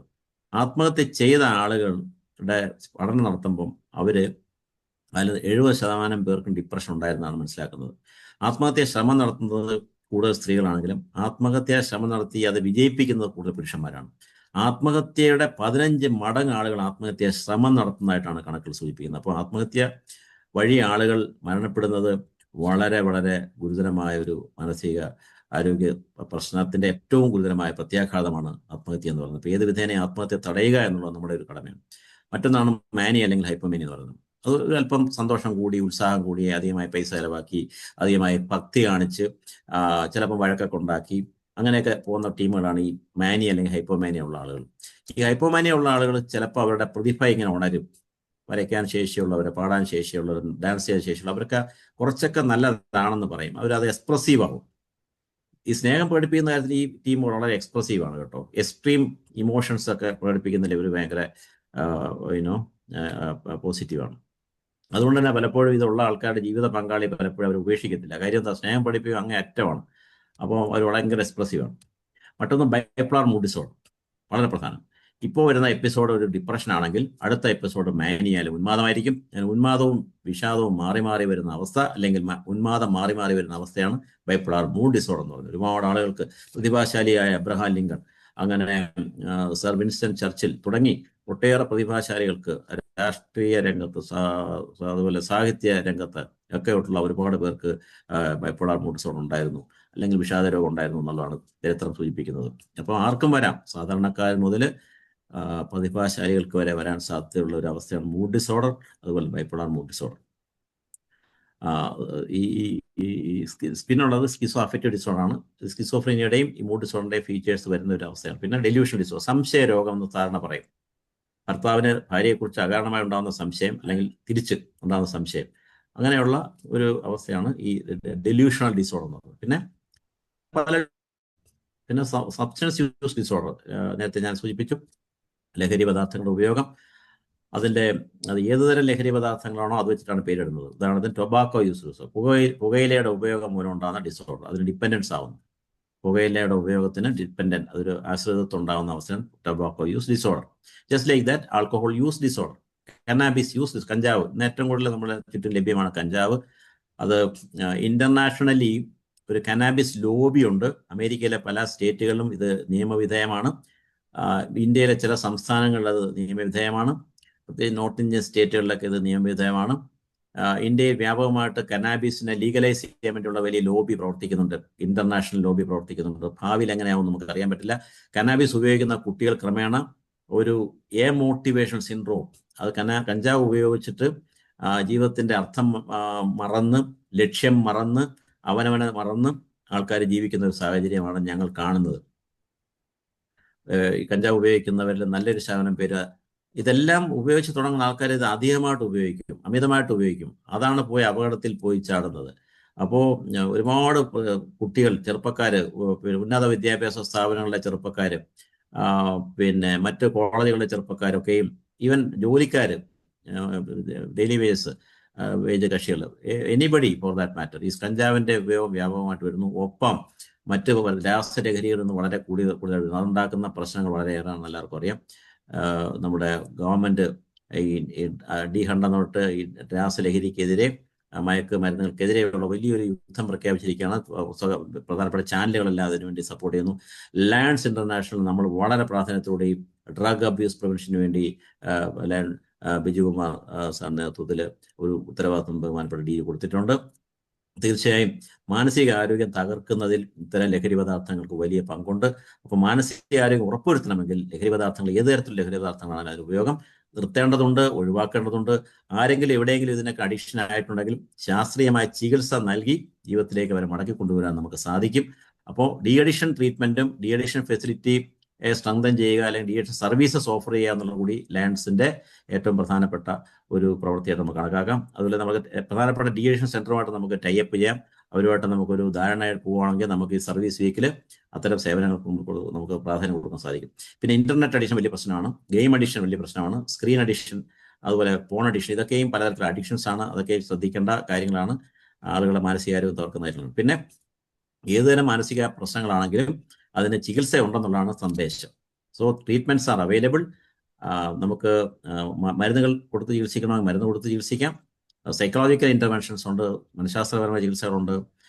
ആളുകളെല്ലാം കൗൺസിലിംഗ് എന്നൊരു വാക്കിലാണ് പറയുന്നത്. അതിനപ്പുറത്തെ തലത്തിലേക്ക് പലതരം വ്യക്തികളുടെ പ്രശ്നമാണെങ്കിൽ സൈക്കോ തെറാപ്പി ഉണ്ട്, ഇന്റർപേഴ്സണൽ സൈക്കോ തെറാപ്പി ഉണ്ട്, ഡൈനാമിക് സൈക്കോ തെറാപ്പി ഉണ്ട്, ഇൻസൈറ്റ് ഓറിയന്റഡ് സൈക്കോ തെറാപ്പി ഉണ്ട്, ഇങ്ങനെ ഫാമിലി തെറാപ്പി ഉണ്ട്, അതുപോലെ തന്നെ ഗ്രൂപ്പ് തെറാപ്പി ഉണ്ട്. അങ്ങനെ ഓരോ സെറ്റിങ്ങിനും ആവശ്യമായിട്ടുള്ള സൈക്കോളജിക്കൽ ഇന്റർവെൻഷൻസും അതിൻ്റെ കൂടെ ഞാൻ നേരത്തെ പറഞ്ഞ പോലുള്ള ഉറക്കമില്ലായ്മയുണ്ടെങ്കിൽ ഉറക്കത്തിന് മരുന്ന് കൊടുക്കണം. അങ്ങനെയുള്ള അല്ലെങ്കിൽ സൈക്കോസിസ് ഉണ്ട്, ഡെലൂഷൻ ഉണ്ട്, ഹാലുസിനേഷൻ ഉണ്ട്. ഇപ്പോൾ തിരുവനന്തപുരത്ത് അങ്ങനെ പലയിടത്തും പല കുറ്റകൃത്യങ്ങൾ, ഇപ്പോൾ ഈ മാനസിക രോഗമുള്ള ആളുകളിൽ ഒരു 10-11 ആളുകളും ഒരുപക്ഷെ അറിഞ്ഞോ അറിയാതെ ക്രൈമുകൾ ചെയ്യുന്നതിന് അവർ വിധേയരാണ്. ക്രൈം ചെയ്യാൻ സാധ്യതയുണ്ട്, കുറ്റകൃത്യങ്ങളിൽ ഏർപ്പെടാൻ സാധ്യതയുണ്ട്. അപ്പം അത് വേറൊരു തലത്തിലാണ് നമ്മൾ അതിനെ കാണുന്നത്. പിന്നെ ഉറക്കം ഉറപ്പുവരുത്തുന്നതിന് വേണ്ടിയുള്ള കാര്യം നമ്മൾ ചെയ്യണം. അതിനുള്ള മരുന്നുകളാണ് ബെൻസോഡൈസെപ്പിൻസ് എന്ന് പറയുന്നത്, ഡയസെപ്പാം, നൈട്രോസെപ്പാം. ഇതിന്റെ അപകടം എന്ന് പറഞ്ഞാൽ ചില വ്യക്തികൾ ഇതിനെയൊക്കെ ദുരുപയോഗം ചെയ്യുന്നുണ്ട്. ആവശ്യമുള്ള ആളുകൾ നിശ്ചിതമായ ഡോസിൽ നിശ്ചിതമായ കാലയളവിൽ ഡോക്ടർ പറയുന്ന പോലെ മാത്രമേ ഇത് കഴിക്കാൻ പാടുള്ളൂ. അനാവശ്യമായിട്ടൊന്നും കഴിക്കാൻ പാടില്ല. അൽപ്രസോളം വളരെ നല്ല മരുന്നാണ്, ലോറസെപ്പാം നല്ല മരുന്നാണ്, ഓക്സസെപ്പാം. പലർക്കും ലിവർ പ്രശ്നങ്ങളൊക്കെ ഉണ്ടെങ്കിൽ, ഏതെങ്കിലും തരത്തിലുള്ള ലിവർ ഡിസോർഡേഴ്സ് ഉണ്ടെങ്കിൽ അവിടെ സേഫായിട്ട് ഉപയോഗിക്കാൻ പറ്റുന്ന ഒരു നിദ്ര ഔഷധമാണ് ഓക്സസെപ്പാം അല്ലെങ്കിൽ ലോറസെപ്പാം. നോൺ ബെൻസോഡൈസെപ്പിൻ ലൈക്ക് സോൾപ്പടം, പ്രായമുള്ള ആളുകൾക്ക്, മുതിർന്ന ആൾക്കാർക്ക് ഉറക്കക്കുറവുണ്ടെങ്കിൽ ഉപയോഗിക്കാൻ പറ്റുന്ന ഒരു ഗുളികയാണ് സോൾപ്പടം. സോൾഫ്രഷ് എന്ന ബ്രാൻഡിൽ ലഭ്യമാണ്. പിന്നെ വിഷാദ രോഗത്തെ അതിജീവിക്കുന്നതിനുള്ള മരുന്നുകളാണ് ആന്റി ഡിപ്രസൻ ഡ്രഗ്സ്. കൺവെൻഷനലി മുമ്പ് കാലം ഉപയോഗിക്കുക അമിട്രിപ്റ്റിലിൻ, ഇപ്രമിനൊക്കെ ആയിരുന്നെങ്കിൽ ഇപ്പോൾ SSRI എന്ന് പറയുന്ന മരുന്നുകൾ ലഭ്യമാണ്. വളരെ ഒരു ഡ്രൗസിനെസ്സും ഇല്ലാതെ ഡേ ടൈമിൽ പകൽ സമയത്ത് രാവിലെ ഓരോ ഗുളിക കഴിക്കാം. അമേരിക്കയിലൊക്കെ ഇത് ഓവർ ദ കൗണ്ടർ ഡ്രഗാണ്, ഫ്ലോക്സിറ്റിൻ, പ്രോസാക്ക് എന്നൊക്കെ പറയും. ഇവിടെ നമുക്ക് പ്രിസ്ക്രിപ്ഷൻ വേണം.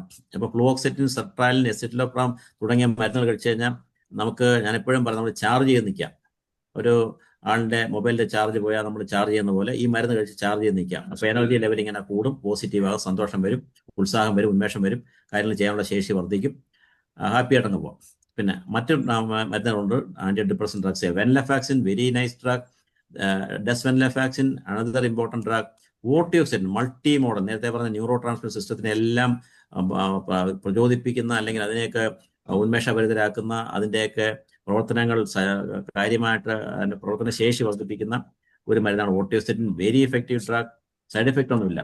ചില മരുന്നുകളെ കഴിക്കുമ്പോൾ ഈ സെക്ഷുവൽ സൈഡ് എഫക്ട്സ് വരും, ലിബിഡോ, ചിലപ്പോൾ എറക്ടൈൽ ഡിസ്ഫങ്ഷനൊക്കെ വരാറുണ്ട്. അപ്പോൾ ഇതിന് അങ്ങനെയൊന്നും ഇല്ല. മരുന്ന് കഴിക്കുമ്പോൾ ലൈംഗികമായ കഴിവുകളൊന്നും നഷ്ടപ്പെടുന്നില്ല. പലർക്കും പേടിയാണ്, ഈ മരുന്ന് കഴിച്ചു കഴിഞ്ഞാൽ ജീവിതകാലം അവസാനം വരെ കഴിക്കണോ? നോ, ആവശ്യമുള്ള ഡോസ് ആവശ്യാനുസരണം മാത്രം കഴിക്കാം. ഈ മരുന്ന് കഴിച്ചാൽ എൻ്റെ ലൈംഗിക ശേഷി നഷ്ടപ്പെടും? നോ, അങ്ങനെയില്ല. വളരെ ചുരുക്കം മരുന്നുകൾക്ക് അങ്ങനെയുള്ള പ്രശ്നമുള്ളൂ. അത് നമുക്ക് പരിഹരിക്കാൻ വേറെ മാർഗമുണ്ട്. പിന്നെ ഇതിനെല്ലാം ഡിപ്പെൻഡൻസ് വരും? നോ. അപ്പോൾ ഇപ്പോൾ നമ്മുടെ ഈ മരുന്നുകളെ കുറിച്ചുള്ള തെറ്റിദ്ധാരണ മാറ്റണം. മാനസിക ആരോഗ്യ പ്രശ്നങ്ങളെക്കുറിച്ച് തെറ്റിദ്ധാരണ മാറ്റണം. മനസ്സിൻ്റെ കാര്യങ്ങൾ തുറന്ന് പറയുന്നില്ല നമ്മൾ, അതിനെക്കുറിച്ച് തെറ്റിദ്ധാരണ മാറ്റണം. അപ്പം സ്റ്റിഗ്മ റിഡക്ഷൻ എന്ന് പറഞ്ഞാൽ വലിയൊരു നമ്മുടെ ലക്ഷ്യമായിട്ടാണ് നമ്മളിതിനെ കാണുന്നത്. പിന്നെ തലച്ചോറിനെ സ്റ്റിമുലേറ്റ് ചെയ്യുന്ന ECT തുടങ്ങിയ ചികിത്സ, ഇലക്ട്രോ കൺവൾസീവ് തെറാപ്പി അല്ലെങ്കിൽ shock treatment, deep brain stimulation, repetitive transcranial magnetic stimulation തുടങ്ങിയുള്ള ഒരുപാട് സ്റ്റിമുലേഷൻ കൊടുക്കുന്ന തെറാപ്പികൾ ലഭ്യമാണ്.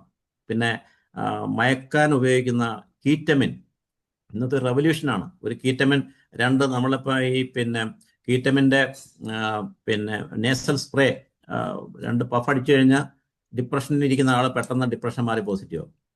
അത് നിശ്ചിത രീതിയിൽ നിശ്ചിത ദിവസങ്ങൾ എടുത്തു കഴിഞ്ഞാൽ പെട്ടെന്ന് ഡിപ്രഷൻ അതിജീവിക്കാൻ കഴിയും. പലയിടത്തും ഇപ്പോൾ അത് ലഭ്യമാണ്. അത് ഇതർ ഇഞ്ചക്ഷനായിട്ടും ഈ സ്പ്രേ ആയിട്ടും ഒക്കെ കിട്ടും. ഓക്കെ, അപ്പോൾ ഒരുപാട് ഇന്നോവേഷൻ നടക്കുകയാണ്, ഒരുപാട് റിസർച്ച് നടക്കുകയാണ് മാനസികാരോഗ്യ പ്രശ്നങ്ങളെ നേടുന്നതിന് വേണ്ടിയുള്ള മരുന്നുകളുടെ കാര്യത്തിൽ. Depression silent killer, silent epidemic ഞാൻ പറഞ്ഞു. വിഷാദരോഗം വരുന്നവരെ സംബന്ധിച്ച് അവരുടെ ജീവിതം ഹെല്ലായി. അവരെത്ര സ്മാർട്ടായിരുന്ന ആളായിരുന്നിരിക്കാം, അവരെത്ര കഴിവുള്ള ആളായിരുന്നിരിക്കാം, എത്ര ടാലൻസ് ഉള്ള ആളായിരിക്കും, പക്ഷേ ഡിപ്രഷൻ വന്നാൽ അവരുടെ മനസ്സിൻ്റെ ഊർജം ക്രമേണ കുറഞ്ഞു പോവുകയും അവരുടെ സന്തോഷം ഇല്ലാതാവുകയും അവരുടെ ഉത്സാഹം നഷ്ടപ്പെടുകയും അവരുടെ എനർജി ലെവൽ കുറയുകയും ഒക്കെ ചെയ്യും. അങ്ങനെ എന്തിനാണ് ഇങ്ങനെ ജീവിച്ചിരിക്കുന്നുള്ള നെഗറ്റീവ് ചിന്തയിലേക്ക് പോവുകയും ഒരുപക്ഷെ ആത്മഹത്യാ ചിന്തയിലേക്ക് അഭയം തേടുകയും ഒരുപക്ഷെ ആത്മഹത്യ ചെയ്യാൻ സാധ്യതയുണ്ട്. എങ്ങനെ തിരിച്ചറിയാം? ഈ ന്യൂമോണിക് ഓർത്തിരുന്നത് DCGCAS. ഡി എന്ന് പറഞ്ഞാൽ ഡിപ്രസ്ഡ് മൂഡ്. അവരെ മുഖത്ത് നോക്കുമ്പോൾ വിഷാദ ഭാവമാണ്. അതാണ് ഡിപ്രസ്ഡ് മൂഡ് അല്ലെങ്കിൽ sad mood. S for sleep, ഉറക്കം കുറയുന്നു, ചിലപ്പം കൂടുന്നു. ഐ ഫോർ ഇൻട്രസ്റ്റ്, താല്പര്യം, എന്തിലും ഏതിലുമുള്ള നമ്മുടെ താല്പര്യം കുറയുന്നു, ചിലപ്പോൾ കൂടുന്നു. കുറയുന്നു, ഇൻട്രസ്റ്റ് കുറയുക ചെയ്യുന്നു.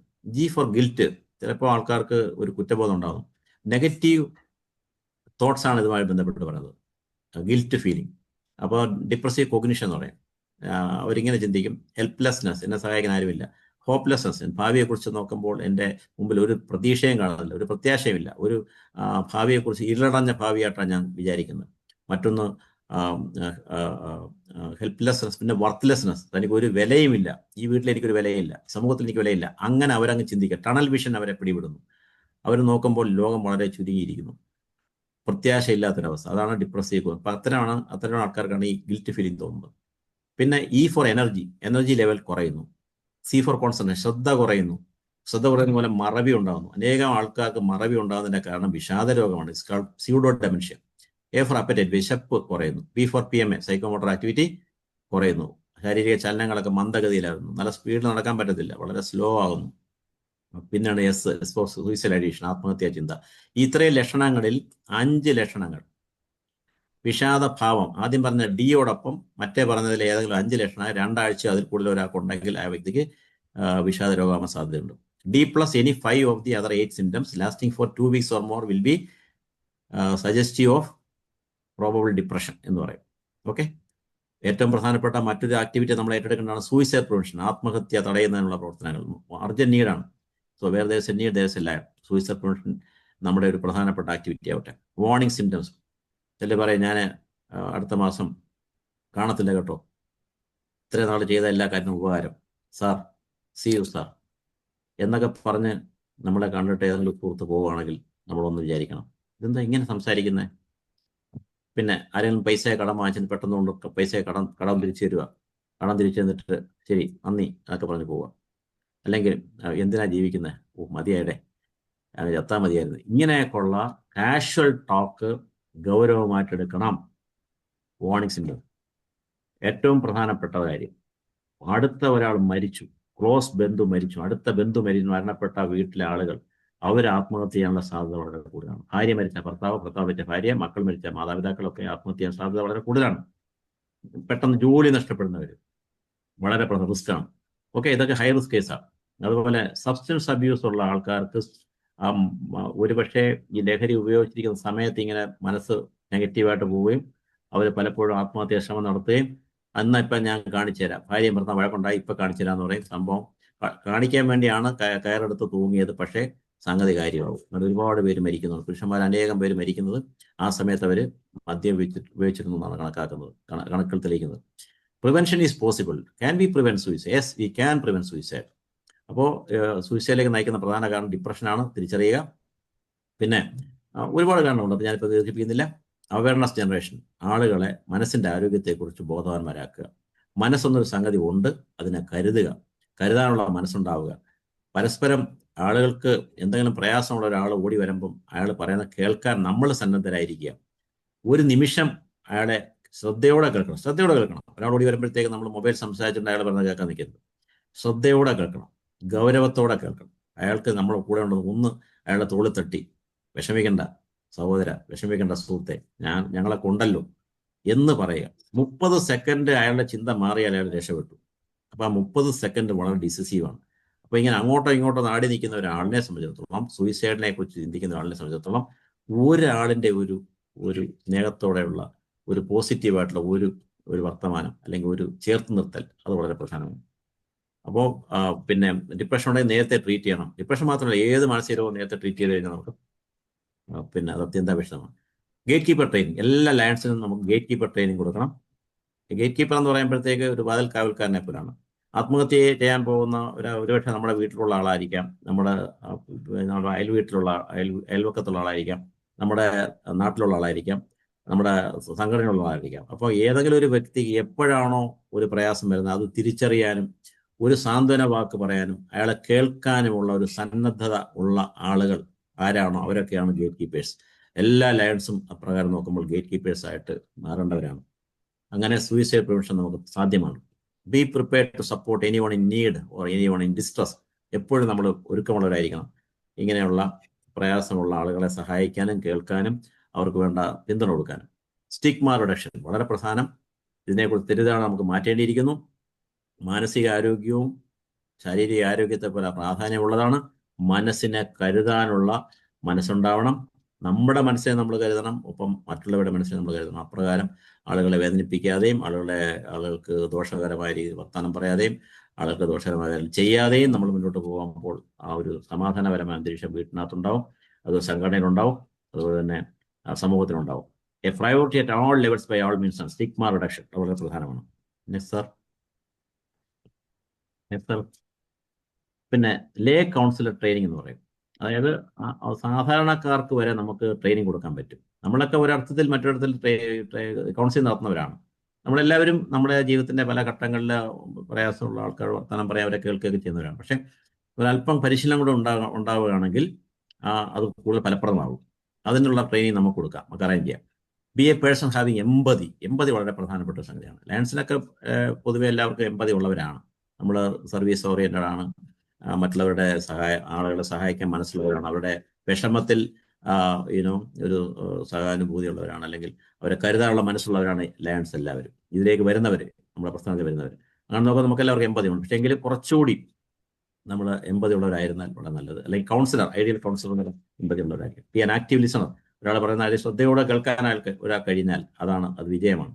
നോൺ ജഡ്ജ്മെന്റ്, ഒരാൾ മനസ്സ് തുറന്ന് പറയുമ്പോൾ അതിനെ വിധിക്കരുത്.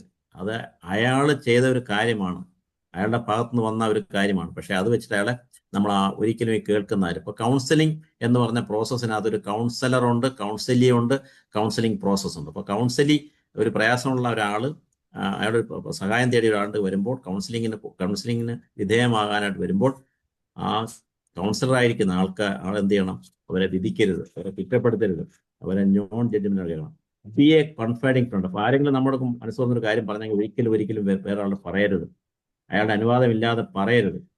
പലർക്കും പറ്റുന്നൊരു പ്രശ്നം എന്ന് പറഞ്ഞാൽ ഉള്ളു തുറന്ന് അവിടെ നിന്ന് സംസാരിക്കുമ്പോൾ അതിങ്ങനെ അങ്ങാടിപ്പാട്ടാവും. അത് മതി, പിന്നീട് പോയി ആത്മഹത്യ. ഒരു വെൽവിഷർ, കോൺഫിഡൻഷ്യാലിറ്റി മാറ്റേഴ്സിലോട്ട് വളരെ വളരെ പ്രധാനം. നമ്മൾ ആരെങ്കിലും ഒരു വ്യക്തിയുടെ വിഷമങ്ങളോ പ്രയാസങ്ങളോ അയാളുടെ ജീവിത പ്രതിസന്ധിയോ അയാളുടെ സ്വകാര്യ അനുഭവങ്ങളോ കേൾക്കുകയാണെങ്കിൽ ഒരിക്കലും അത് അയാളുടെ അനുവാദമല്ല പുറത്തു പറയരുത്. അതിന് positive mental health promotion essential for wellbeing. വളരെ വെൽബീങ് ഒരു പ്രധാന സബ്ജക്റ്റാണ് നമ്മുടെ. സ്വസ്ഥമായിരിക്കുക, സുസ്ഥിതിയോടെ ഇരിക്കുക. അപ്പോൾ പോസിറ്റീവ് മെന്റൽ ഹെൽത്ത് എല്ലാവർക്കും ഉണ്ടാവണം. പോസിറ്റീവ് തിങ്കിങ്, പോസിറ്റീവ് പെരുമാറ്റം, പോസിറ്റീവ് ഇമോഷൻ. അപ്പോൾ നമ്മളെ ഒരു വലിയൊരു പ്രോഗ്രാമാണ് പോസിറ്റീവ് മെന്റൽ ഹെൽത്ത് പ്രൊമോഷൻ. അതുപോലെ തന്നെ വെൽബീങ്, സ്ട്രെസ് മാനേജ്മെന്റ്. ഒരുപാട് കാര്യങ്ങൾ സ്ട്രെസ് മാനേജ്മെന്റ് പറയാനുണ്ട്, മനസ്സിലാക്കാനുണ്ട്. Stress management at workplace, stress management within the family circle, stress management in organisation പ്രവർത്തിക്കുന്ന നമുക്ക് ഒരുപാട് സ്ട്രെസ് വരാം. അപ്പം നമുക്കുണ്ടാവാൻ സാധ്യതയുള്ള സ്ട്രെസ്സിനെ തിരിച്ചറിയാനും യഥാർത്ഥം തിരിച്ചറിയാൻ മാനേജ് ചെയ്യാൻ നമുക്ക് കഴിയണം. അത്രേ ഉള്ളൂ. സ്ട്രെസ് നമ്മളെ കൊണ്ടുപോകരുത്, നമ്മളെ വലിച്ചു ആൻസൈറ്റിയിലോട്ടും ഡിപ്രഷനിലോട്ടും വിഷാദ രോഗത്തിലോട്ടും സൂയിസൈഡിലോട്ടും കൊണ്ടുപോകരുത്. അപ്പം പിന്നെ promote early identification and timely management. നേരത്തെ കണ്ടെത്തുക, നേരത്തെ ഇടപെടൽ നടത്തുക, നേരത്തെ ഫലപ്രദമായ ചികിത്സ എടുക്കുക, വേണ്ടി വന്നാൽ ആവശ്യമായ ചികിത്സ എടുക്കുക, അതിനെ അതിജീവിക്കുക, മറികടക്കുക, ഒരു റിക്കവറിയിലേക്ക് പോവുക. Promote rehabilitation. പിന്നെ സ്കിസോഫ്രീനിയ പോലുള്ള രോഗങ്ങൾ, ഡെമൻഷ്യ, മറവി രോഗം പോലുള്ള അവസ്ഥകളിൽ റീഹാബിലിറ്റേഷൻ ആവശ്യമാണ്. ആ വ്യക്തിക്ക് ഒരു റീഹാബിലിറ്റേഷൻ സേവനം കൊടുക്കാൻ നമുക്ക് കഴിയണം. അത് നമ്മുടെ മറ്റൊരു മേഖലയാണത്. Yes, next please sir.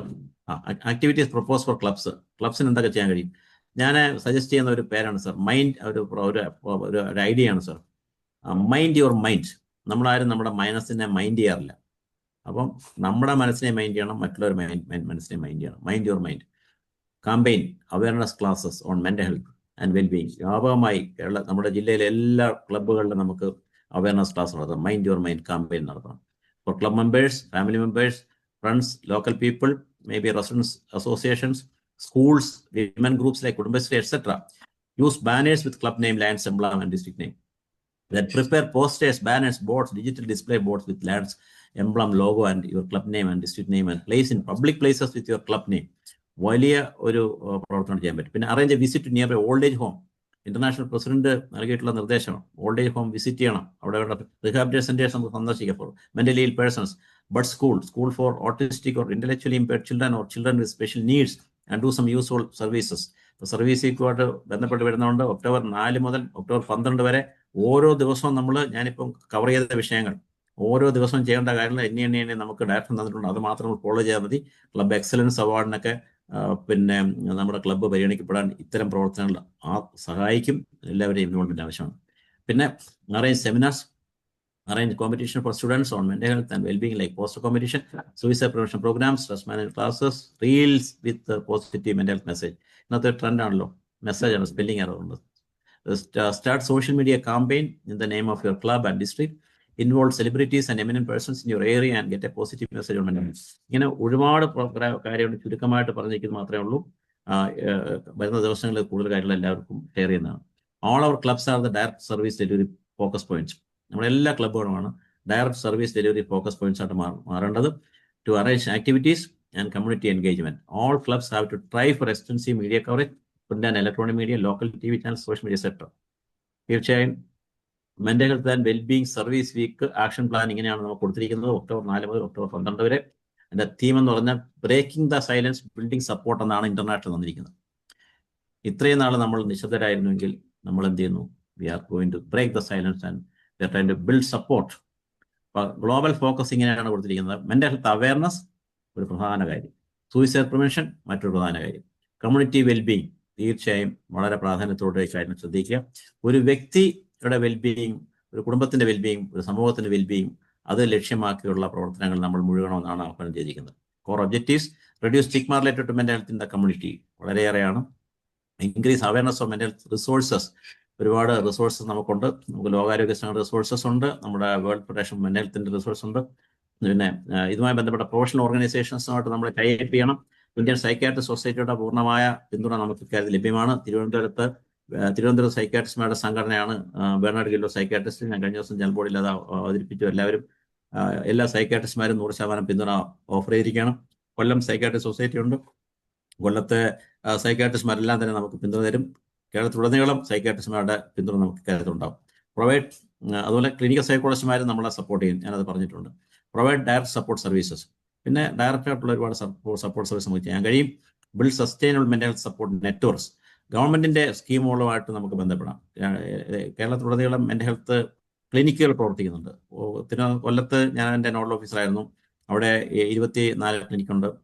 Thiruvananthapuram ജില്ലയിൽ 23 ക്ലിനിക്കുണ്ട്. അവിടെ ഞാൻ നോഡൽ ഓഫീസറായിരുന്നു. അപ്പോൾ അതിൻ്റെ മുഴുവൻ ഡീറ്റെയിൽസ് തരാം. അവരുമായിട്ട് ബന്ധപ്പെടുക. അവരുടെ സഹായത്തോടു കൂടി നമ്മുടെ എല്ലാ പ്രവർത്തനങ്ങളും ഗംഭീരമായി നടത്താൻ സാധിക്കും. Educate communities on early intervention വളരെ പ്രധാനമാണ്. പിന്നെ ഇത് പിന്നെ ചിലതൊക്കെ ഇത് വന്നിട്ടുണ്ട്, പെറ്റീഷൻ വന്നിട്ടുണ്ട്. നമുക്ക് സെമിനാർ സംഘടിപ്പിക്കാം. നമ്മുടെ ഡിസ്ട്രിക്റ്റിന്റെ തലത്തിൽ സെമിനാർ സംഘടിപ്പിക്കാൻ സാധിക്കും. ഓക്കെ. Thank you. ഇനി അടുത്ത സ്ലൈഡോടെ എനിക്ക് തോന്നിയിരുന്നു. കഴിഞ്ഞു. Thank you so much for patient listening. വളരെ എക്സ്റ്റൻസീവ് ആയിട്ടൊരു എക്സോസീവ് പ്രസന്റേഷൻ ആയിരുന്നു. I'm so sorry for this exhaustive presentation. Thank you very much for your patience. Doctor Sagar വളരെ നന്നായിരുന്നു.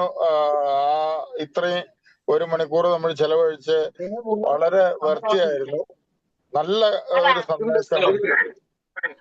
അപ്പോ ലൈൻ SS സുനിൽ ലൈനിലുണ്ടോ? SS സുനിൽ നമ്മുടെ GST ഉണ്ടായിരുന്നു. സുനിൽ, അദ്ദേഹത്തിനെ ഒന്ന് വിളിച്ചു. സുനിൽ അൺമ്യൂട്ട് ചെയ്ത് സംസാരിച്ചോളൂ.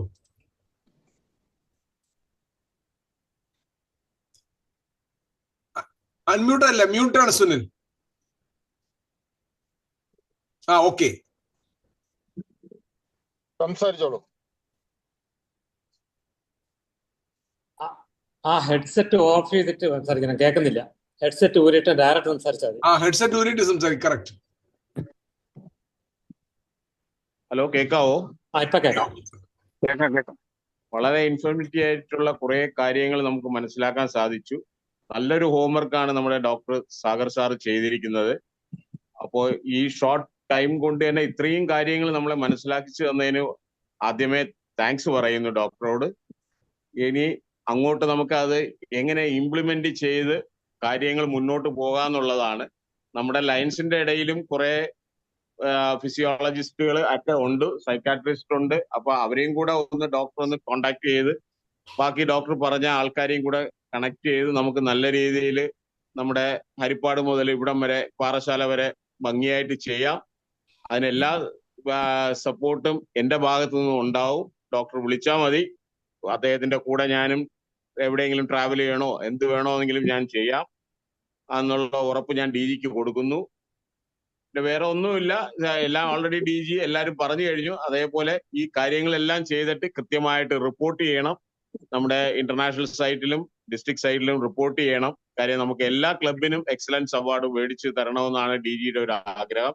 അത് നമ്മളത് ഫുൾഫില്ല് ചെയ്യണം എന്ന് മാത്രമേ പറയാനുള്ളൂ. ഇനി നമുക്ക് ഇനിയും വരുന്ന ഒരു 1-2 സൂം കൂടെ ആവുമ്പോൾ നമ്മുടെ RC-മാരും SHC-മാരും PSTs ഇത് അവരുടെ റോളാണ്. അവർ നന്നായിട്ട് ചെയ്തെങ്കിൽ മാത്രമേ നമ്മുടെ ഡിസ്ട്രിക്ട് മുന്നോട്ട് പോകത്തുള്ളൂ.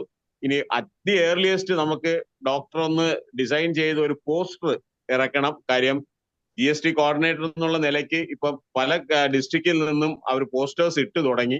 അപ്പൊ നമ്മുടെ ഡിസ്ട്രിക്റ്റിന്റെ ഒരു പോസ്റ്റർ അതിൽ ഇടണമെന്ന് ആഗ്രഹമുണ്ട്.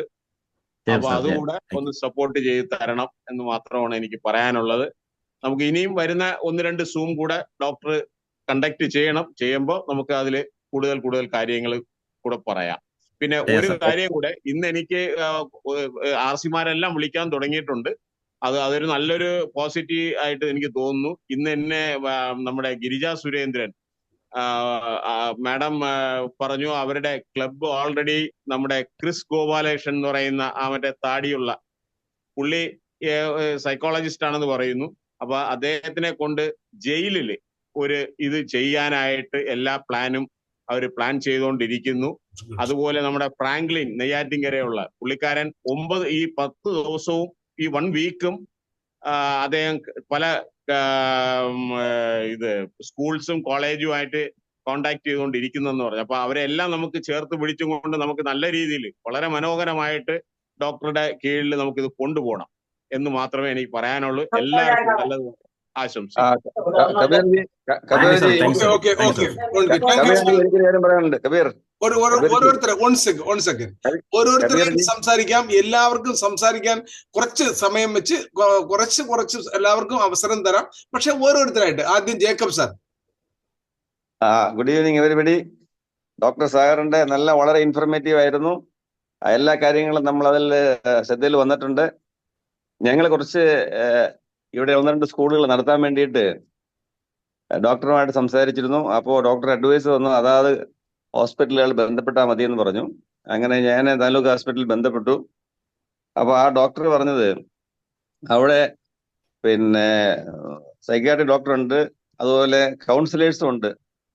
പക്ഷെ അവരെ വിട്ടു തരണമെങ്കിൽ DMOക്ക് ലെറ്റർ കൊടുത്ത് DMOയുടെ പെർമിഷൻ വന്നില്ലെങ്കിലേ അവർ വിടാൻ പറ്റത്തുള്ളൂ. ഇല്ലെങ്കിൽ ഡ്യൂട്ടി സമയത്ത് അവർ വിടാൻ പറ്റില്ല എന്നൊരു അഭിപ്രായം പറഞ്ഞു. ഞാൻ ഡോക്ടറെ അത് കൺവേ ചെയ്തിരുന്നു. അപ്പൊ ഡോക്ടർ നോഡൽ ഓഫീസറായിട്ട് ഇരുന്നാണല്ലോ കൊല്ലത്തൊക്കെ. അത് എങ്ങനെ നമുക്ക് സോൾവ് ചെയ്യാൻ പറ്റും, എങ്ങനെ നമുക്കത് പിന്നെ മാനേജ് ചെയ്യാൻ പറ്റും എന്ന് അറിഞ്ഞാൽ കൊള്ളായിരുന്നു. സാർ തിരുവനന്തപുരം കൊല്ലം ജില്ലയിലെ DMOയ്ക്കും ഡിസ്ട്രിക്ട് നോഡൽ ഓഫീസർ മെന്റാലിറ്റിനൂടെ സാർ ഇമെയിൽ അയക്കണം. ഞാൻ 2 പേരുടെ ഇമെയിൽ സാറിന് അയച്ചുതരാം. ഇമെയിൽ അയച്ചാൽ മതി, ബാക്കി ഞാൻ ഫെസിലിറ്റേറ്റ് ചെയ്യാം. അപ്പോൾ ഒഫീഷ്യലി തന്നെ ഒഫീഷ്യലി നമ്മൾ ആൾക്കാർ അറേഞ്ച് ചെയ്യാം. അങ്ങനെയുള്ള കമ്മ്യൂണിക്കേഷൻ എന്തെങ്കിലും ചെയ്യുമ്പോ അതില് നമ്മുടെ ഇതിന്റെ DC കൂടിയായ ഡോക്ടർ സാഗറിന് കോപ്പി വെച്ചാൽ മതി. അപ്പൊ അദ്ദേഹം ബാക്കിയുള്ള കാര്യം അദ്ദേഹം ചെയ്തോളും. ആർക്കെങ്കിലും ഇതുപോലെ ഒഫീഷ്യൽ കമ്മ്യൂണിക്കേഷൻ ചെയ്യുമ്പോൾ അതിന്റെ കോപ്പി ടു സാഗർ ഡോക്ടർ കൂടെ വെച്ചിരുന്നാൽ മതി. വേറെ ആർക്കെങ്കിലും? ഡോക്ടർ സാഗർ നന്ദകുമാറാണ്. നമസ്കാരം. വളരെ ഇൻഫോർമേറ്റീവ് സെഷൻ ആയിരുന്നു. എനിക്ക് പറയാനുള്ളത്, ഇതിപ്പോ നമ്മളിപ്പോ അവയർനെസ് ക്ലാസ്സുകളും സെഷൻസുമാണ്. പക്ഷെ ഞാനിപ്പോ ഞങ്ങളുടെ ഒരു ഏരിയയിൽ റെഫറൻസ് അസോസിയേഷൻ 450-500 വീടുകളുള്ള ഒരു അസോസിയേഷന്റെ പ്രസിഡന്റും കൂടെയാണ് ഞാൻ. ഇവിടെ ഞാൻ ഫേസ് ചെയ്യുന്ന പ്രോബ്ലം സാഗർ സാറിന് അറിയാമല്ലോ. ഒരു വീട്ടിൽ തന്നെയാണ് അമ്മയും മകളും മാനസിക വെല്ലുവിളികൾ നേരിട്ടുകൊണ്ട് തിരുവനന്തപുരം മെന്റൽ ഹോസ്പിറ്റലിലെ പേഷ്യൻസ് ആണ് അവർ അവിടെ വന്ന് റെഗുലറായിട്ട് ട്രീറ്റ്മെന്റ് നടത്തും. തിരിച്ച് വന്ന് മരുന്ന് കഴിക്കത്തില്ല. പിന്നെ ഒരു 3-4 മാസം കഴിയുമ്പോൾ ഭയങ്കര വയലന്റ് ആവും, പ്രശ്നങ്ങളാവും. അപ്പം നമ്മൾ വീണ്ടും ഇടപെട്ട് വീണ്ടും നമ്മൾ കൊണ്ടുപോകും. ഈ ഒരു പ്രശ്നം ഇങ്ങനെ പോവുകയാണ്. അപ്പം നമുക്ക് ഡോക്ടർ ലാസ്റ്റ് പറഞ്ഞതുപോലെ റീഹാബിലിറ്റേഷൻ നമുക്ക് കുറെ സപ്പോർട്ട് ചെയ്യാൻ പറ്റും എന്നൊക്കെ ഇങ്ങനെ പറഞ്ഞു. അപ്പോൾ അത് നമുക്ക് ഇങ്ങനെയുള്ള പേഷ്യൻസിനെ നമുക്ക് സപ്പോർട്ട് ചെയ്യാം ഏതെല്ലാം രീതിയിൽ. കാരണം ആരും ഇല്ല, അനാഥരാണ്. ഒരു വീട്ടിൽ വന്നു കഴിഞ്ഞാൽ അവരെ നോക്കാനോ കയറിയാനോ ഇല്ല, ഞങ്ങളൊക്കെ തന്നെയാണ് പോകുന്നതും ചെയ്യുന്നതും. പക്ഷെ അവിടെ ഒരു പരിധി വനിതകളായതുകൊണ്ട് നമുക്ക് ഇടപെടുന്നതിനൊക്കെ ഒരു ലിമിറ്റ് ഉണ്ട്. സാർ ഞാനത് ഞാൻ ഉറപ്പ് തരുന്നു. ഞാനിപ്പോൾ പത്തനംതിട്ടയാണ്. അവിടുത്തെ റീഹാബ് സെന്റേഴ്സായിട്ട് നല്ല എനിക്ക് ബന്ധമുണ്ട്. ഞാൻ ഒരു ലെറ്റർ തന്ന് അവരെ റെക്കമെൻഡ് ചെയ്ത് കഴിഞ്ഞാൽ അവരവിടെ എടുക്കും സാർ. ഞാൻ ഏർപ്പാട് ചെയ്ത് തരാം. അതുപോലെ എനിക്കിപ്പോൾ ട്രിവാൻഡ്രത്ത് ഇതുപോലത്തെ പേഷ്യൻസിനെ അഡ്മിറ്റ് ചെയ്യാൻ വേണ്ടി സാർ എന്നെയാണ് വിളിച്ച് പറഞ്ഞത്. ഞാൻ ഒരു ഓർമ്മയുണ്ടോ, രാത്രി 12 മണിക്ക് ഞാൻ വിളിച്ചു നടത്തിയിട്ടുണ്ട്. അതെ ഓർമ്മയുണ്ട് സാർ. അപ്പൊ അതൊക്കെ ഒന്ന് സപ്പോർട്ട് ചെയ്യും, അത്രേ ഉള്ളൂ. Okay, so much. Madam hand raise ചെയ്തിട്ടുണ്ടായിരുന്നു, അഭിനോട് സംസാരിക്കും. ഇങ്ങനെ ഇപ്പം എല്ലാവരും സംസാരിച്ച പോലെ സീരിയസ് ആയിട്ടുള്ള ഒരു ചോദ്യമല്ല, എൻ്റെ ഒരു സംശയമാണ്. സാറ് ഡിമെൻഷ്യ എന്ന് പറഞ്ഞു, അത് ഡിമെൻഷ്യയും അൽഷിമേഴ്സും ഒന്ന് തന്നെയാണോ അതോ വ്യത്യാസമുണ്ടോ? മാഡം, അൽഷൈമേഴ്സ് എന്ന് പറയുന്നതാണ് ഏറ്റവും കൂടുതൽ കാണുന്ന ഡെമൻഷ്യ. അൽഷൈമേഴ്സ് ഒരു പ്രധാനപ്പെട്ട ഡെമൻഷ്യ ആണ്. അൽഷൈമേഴ്സ് ആണ് ഏറ്റവും കൂടുതൽ കാണുന്ന ഡെമൻഷ്യ. അപ്പൊ നമുക്ക് cortical dementia, sub cortical dementia, vascular dementia എന്നൊക്കെ പറഞ്ഞ കുറെ, ഫ്രോണ്ടൽ ടെമ്പറൽ ഡെമൻഷ്യ, ലെവിബിൾ ഡെമൻഷ്യ എന്നൊക്കെ കുറെ കാറ്റഗറി ഉണ്ട്. ഏറ്റവും കൂടുതൽ കാണുന്ന ഡെമൻഷ്യ എന്ന് പറഞ്ഞാൽ അൽഷൈമേഴ്സ് ഡെമൻഷ്യ, അൽഷൈമേഴ്സ് ഡിസീസ് എന്ന് അറിയപ്പെടും. ഒരു ചോദ്യം കൂടി ഉണ്ട്. അതായത് നമ്മള് ഇപ്പൊ ഡ്രഗ് കഴിച്ചിട്ടും അങ്ങനെയൊക്കെ ഓരോ പ്രശ്നങ്ങൾ വരുന്നതിനെ പറ്റി ഡോക്ടർ പറഞ്ഞു. അതിനകത്ത് ഉള്ള ഒരു ഭാഗം തന്നെയല്ലേ ആൽക്കഹോളും? അത് തീർച്ചയായും ആൽക്കഹോളിന്റെ ആൽക്കഹോളിന്റെ ഉപയോഗം, അതായത് any amount of alcohol consumption is injurious to health. Statutory warning ആണ്. Any amount of alcohol is injurious to health. പിന്നെ ആൽക്കഹോളിന്റെ ഉപയോഗത്തെക്കുറിച്ച് ഒരുപാട് പഠനങ്ങളുണ്ട്. അപ്പോൾ ഈ റെസ്പോൺസിബിൾ ഡ്രിങ്കിങ് എന്നൊരു സംഗതി, റെസ്പോൺസിബിൾ ഡ്രിങ്കിങ്, സോഷ്യൽ ഡ്രിങ്കിങ്, പക്ഷേ ഇതെല്ലാം ഒരു പക്ഷേ ഈ ടോളറൻസ് എന്നുള്ള അവസ്ഥ, ഡിപ്പെൻഡൻസ് എന്നുള്ള അവസ്ഥയിലേക്ക് പോകാതിരിക്കാനായിട്ട് ഒരാൾക്ക് കഴിഞ്ഞാൽ, മോഡറേഷൻ, ആൽക്കഹോൾ ഇൻ മോഡറേഷൻ അങ്ങനെ കഴിഞ്ഞാൽ, അയാളുടെ ലിവർ ഫംഗ്ഷനും ഇന്റേണൽ ഓർഗൻസും അതുമൂലം പ്രശ്നങ്ങളില്ലാതെ ഇരുന്നാൽ മേ ബി അത് ആൾക്കാർ ഒരു പക്ഷേ അത് ഇങ്ങനെ ഒരു ഇതായിട്ട് കൊണ്ടുപോകുന്നുണ്ട്. പക്ഷേ any amount of alcohol is injurious to health എന്നുള്ളതാണ് നമ്മുടെ സയന്റിഫിക് ആയിട്ടുള്ള നോളജ് ഉള്ളത്. നമ്മുടെ അഡ്വൈസ് അതാണ്. പിന്നെ അതും ഗൗരവത്തോടെ കാണേണ്ടതാണ്. ഓക്കെ, മറ്റ് ഡ്രഗ് അബ്യൂസിനെ പോലെ, ഡ്രഗ് ഡിപ്പെൻഡൻസിനെ പോലെ ആൽക്കഹോൾ ഡിപ്പെൻഡൻസും ട്രീറ്റബിൾ ഇൽനെസ് ആണ് madam. Alcohol dependence is A treatable illness, brain dysfunction, brain disorder. Okay, അപ്പോൾ അതിന് വേണ്ട കരുതൽ കൊടുക്കണം. ഒറ്റപ്പെടുത്താതെ മാറ്റി നിർത്താതെ അങ്ങനെയുള്ള ഒരു വ്യക്തി ഉണ്ടെങ്കിൽ ആ വ്യക്തിയെ ചേർത്ത് നിർത്തി ശാസ്ത്രീയമായ ചികിത്സ കൊടുത്ത്, മോട്ടിവേഷൻ എൻഹാൻസ്മെന്റ് തെറാപ്പി കൊടുത്ത്, ക്യൂ മാനേജ്മെന്റ് ഒക്കെ നടത്തി റിലാപ്സ് ഉണ്ടാവാതെ നോക്കി അങ്ങനെ പോവുകയാണെങ്കിൽ 100% നമുക്ക് ആ വ്യക്തിയെ നമുക്ക് ജീവിതത്തിലേക്ക് കൊണ്ടുവരാൻ പറ്റും. Thank you doctor. Thank you so much. Thank you സിലമോള. ഇനി ആർക്കെങ്കിലും അങ്ങനെ സ്പെസിഫിക് ആയിട്ടുള്ള ചോദ്യങ്ങൾ ഉണ്ടെങ്കിൽ മാത്രം, കാര്യം ഒന്നാമത് നമ്മൾ കുറച്ച് ലേറ്റായി. അങ്ങനെ സ്പെസിഫിക് ആയിട്ടില്ല എങ്കിൽ 1-2 കാര്യം കൂടി പറഞ്ഞുകൊണ്ട് ഞാൻ അടുത്ത നന്ദി പ്രകാശനത്തിന് വേണ്ടി ഡോക്ടർ ഫസലിനെ ക്ഷണിക്കുകയാണ്. അതിന് മുന്നേ 1-2 കാര്യങ്ങൾ മാത്രം. ഒന്ന്, ഒക്ടോബർ 4 തൊട്ട് 12 വരെയാണ് നമ്മുടെ മെന്റൽ ഹെൽത്തിന്റെ വീക്ക്. ആ സമയത്ത് എല്ലാ ക്ലബുകളും അവിടെ സർവീസ് വീക്കിൽ നമ്മൾ എല്ലാവരും ഈ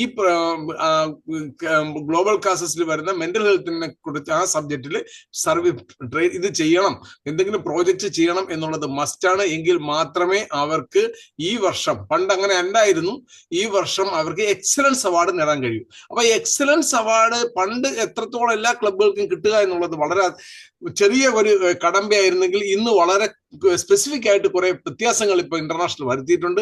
അതിനെക്കുറിച്ച് വ്യക്തമായ ഒരു ട്രെയിനിങ് പ്രോഗ്രാം നമ്മൾ വീണ്ടും ഒരു ഓൺലൈൻ ട്രെയിനിങ് 25/9, ഇന്ന് 22 വരുന്ന വ്യാഴാഴ്ച കിടന്ന് വൈകിട്ട് 8:15 ഉണ്ടാകും. അന്ന് ഒരു സ്പെസിഫിക് ആയിട്ട് ട്രെയിനർ ആയിരിക്കില്ല. അതിന്റെ ഉദ്ദേശ ലക്ഷ്യം ഇത്രയേ ഉള്ളൂ, how to achieve excellence award. അതിന് നമ്മുടെ എല്ലാ ക്ലബിന്റെയും PST-മാർ പങ്കെടുക്കണം, IZC-മാർ പങ്കെടുക്കണം, RC-മാർ പങ്കെടുക്കണം. അതിന് ഓരോരുത്തരും 10 മിനിറ്റ് വീതം അതിന്റെ ഒരു വളരെ ഇമ്പോർട്ടന്റ് ആയിട്ട് കൈകാര്യം ചെയ്യുന്നവർ ആ ക്ലാസ്സുകൾ നയിക്കുന്നതായിരിക്കും. മാത്രമല്ല, നമ്മുടെ ഈ ഓരോ ദിവസവും ഇന്ന് മെന്റൽ ഹെൽത്തിനെ കുറിച്ച് ഇത്രയും വിശാലമായ ഒരു സബ്ജക്റ്റാണ്. ഇത്രയും നമുക്ക് പണ്ട് ഒന്നേ അറിയാവൂ, ഭ്രാന്ത് ഒന്നു എന്ന് പറയും. പക്ഷെ എന്തെല്ലാം തരത്തിൽ അതിന്റെ വ്യത്യസ്തങ്ങളുണ്ട് എന്ന് മനസ്സിലാക്കാൻ കഴിഞ്ഞ ഒരു നല്ല ട്രെയിനിങ് ആയിരുന്നു. Sagar sir, very hats off you. ഭയങ്കര നല്ല ട്രെയിനിങ് ആയിരുന്നു, നല്ല ക്ലാസ് ആയിരുന്നു. ഒരുപാട് കാര്യങ്ങൾ മനസ്സിലാക്കാൻ പറ്റി. അതാണ് നമ്മുടെ മൺഡേസിലെ ഏറ്റവും വലിയ വിജയവും. ദിവസവും അറ്റൻഡ് ചെയ്യുന്നവർക്ക് എന്തെങ്കിലുമൊക്കെ പുതിയ അറിവുകൾ നേടാൻ കഴിയുന്ന ഈ പ്ലാറ്റ്ഫോം മാക്സിമം ആളിലേക്ക് എത്തിക്കാൻ നിങ്ങൾ എല്ലാവരും സഹകരിക്കണമെന്ന് പറഞ്ഞുകൊണ്ട് നന്ദി പ്രകാശനത്തിന് വേണ്ടി നമ്മുടെ ഡോക്ടർ ഫസലുദ്ദീൻ അവരെ ക്ഷണിക്കുന്നു. കബീർജി ഒരു പോയിന്റ് കൂടെ നാട്ടിവിട്ടെ. കബീർജി പറഞ്ഞോളൂ. നമ്മളിപ്പോ ഈ പറയുന്ന നമ്മുടെ വീക്ക് എന്ന് പറഞ്ഞാൽ ഒക്ടോബറിലല്ലേ? ഒക്ടോബറാണ് നമ്മൾ ഈ ഒക്ടോബർ 4 to 12. അപ്പൊ ഇതിനകത്ത് എഫക്റ്റീവായിട്ട് നമുക്ക് സാറ്റർഡേ സൺഡേസ് പോയി കഴിഞ്ഞ് കഴിഞ്ഞാൽ സ്കൂളുകളിൽ കിട്ടുന്നത് ഒരാഴ്ചയാണ്. അതെ. എല്ലാ ക്ലബ്ബുകളെ കൊണ്ട് ചെയ്യിക്കണമെന്നുണ്ടെങ്കിൽ നമുക്ക് ഞാൻ പറയുന്നത് വെച്ചാൽ നമുക്ക് സ്കൂളുകളിലെല്ലാം SPC ഗ്രൂപ്പുകളുണ്ട്, NSS ഉണ്ട്, ഇങ്ങനെയുള്ള ഗ്രൂപ്പുകളുണ്ട്. ഇതുവഴിയാണെന്നുണ്ടെങ്കിൽ ഇംപ്ലിമെന്റ് ചെയ്യാനായിട്ട് അവിടെ DMOയുടെ ആരുടെയും ഓർഡർ വേണ്ട. കാര്യം അവർക്ക് നേരിട്ട് ഇംപ്ലിമെന്റ് ചെയ്യാനായിട്ട് ഗവൺമെന്റിന്റെ ഓർഡർ തന്നെ ഉണ്ട്. നമുക്ക് നമ്മുടെ ഇഷ്ടമുള്ള ഫാക്കൽറ്റീസിനെ കൊണ്ട് നമുക്ക് ചെയ്യാൻ പറ്റും. അപ്പൊ അങ്ങനെ വേണ്ടി പ്രൊമോട്ട് ചെയ്താൽ നമുക്ക് കുറച്ചുകൂടെ സക്സസ്ഫുൾ ആയിട്ട് നമുക്ക് ഈ ആഴ്ച ആ വീക്ക് തന്നെ ചെയ്യാൻ പറ്റും. അങ്ങനെ ഒരു കാര്യം. സുനിൽ സാർ നോട്ട് ചെയ്തോളൂ. ഒരാളും കൂടി ഹാൻഡ് റൈസ് ചെയ്തിട്ടുണ്ട്. രഞ്ജു ജോസഫ്, ട്രെയിനർ കൂടിയാണ്. Ranju madam please. ഒന്ന് നന്ദകുമാർ സാർ പറഞ്ഞതിന്റെ കൂടെ ആഡ് ചെയ്യാനാണ്. October 10th എന്ന് പറയുന്നത് വേൾഡ് മെന്റൽ ഹെൽത്ത് ഡേ ആണ്. അപ്പം ഈ സ്കൂൾസിൽ ഓൾറെഡി ഇതുമായിട്ട് ബേസ് ചെയ്ത് കുറെ പ്രോഗ്രാംസ്, ഇന്ന് ഞാനിപ്പോ ഒരു സ്കൂളിൽ പോയിട്ട് വരുവാണ്. അപ്പൊ ഓൾറെഡി കുറെ പ്രോഗ്രാംസ് അവര് ആ ദിവസം കണ്ടക്ട് ചെയ്യുന്നുണ്ടാവും.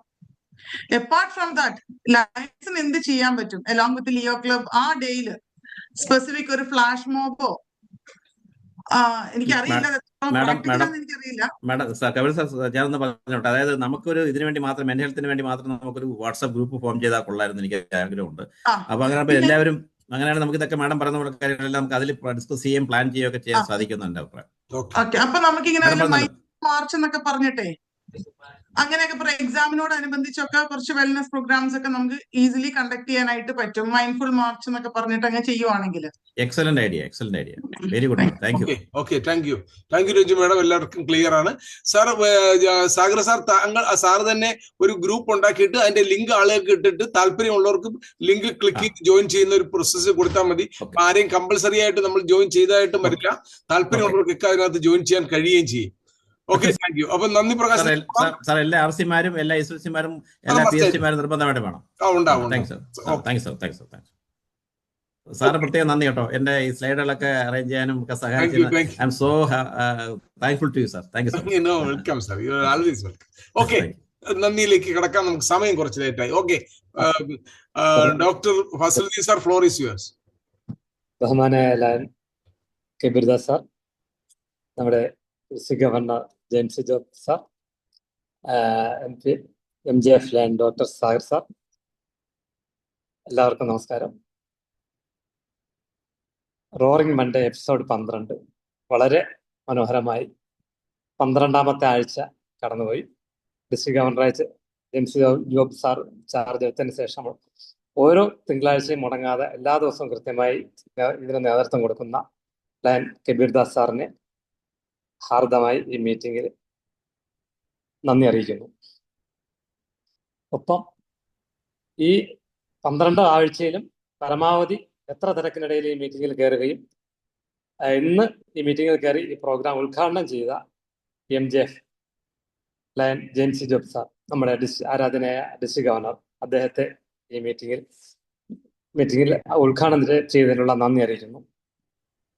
ഒപ്പം MGF land doctor Sagar sir, അദ്ദേഹം വളരെ സ്ലോവിലാണ് ഡോക്ടർ പറഞ്ഞു തുടങ്ങിയത്. സാധാരണ 40-45 മിനിറ്റാണ് ഈ പ്രോഗ്രാം ഉള്ളതെങ്കിൽ അദ്ദേഹം 1 മണിക്കൂറിലധികം ഇന്ന് സംസാരിച്ചു. ഫസൽ പ്ലീസ്, DG ഒന്ന് ഹാൻഡ് റൈസ് ചെയ്തിട്ടുണ്ട്. DGക്ക് എന്തോ പറയാനുണ്ട്. ഒരു സെക്കൻഡ്, അതൊന്ന് കേട്ടതിന് ശേഷം നമുക്ക് അടുത്ത ആളിലേക്ക്. ഇല്ല, ഞാൻ നന്ദി പറഞ്ഞപ്പോ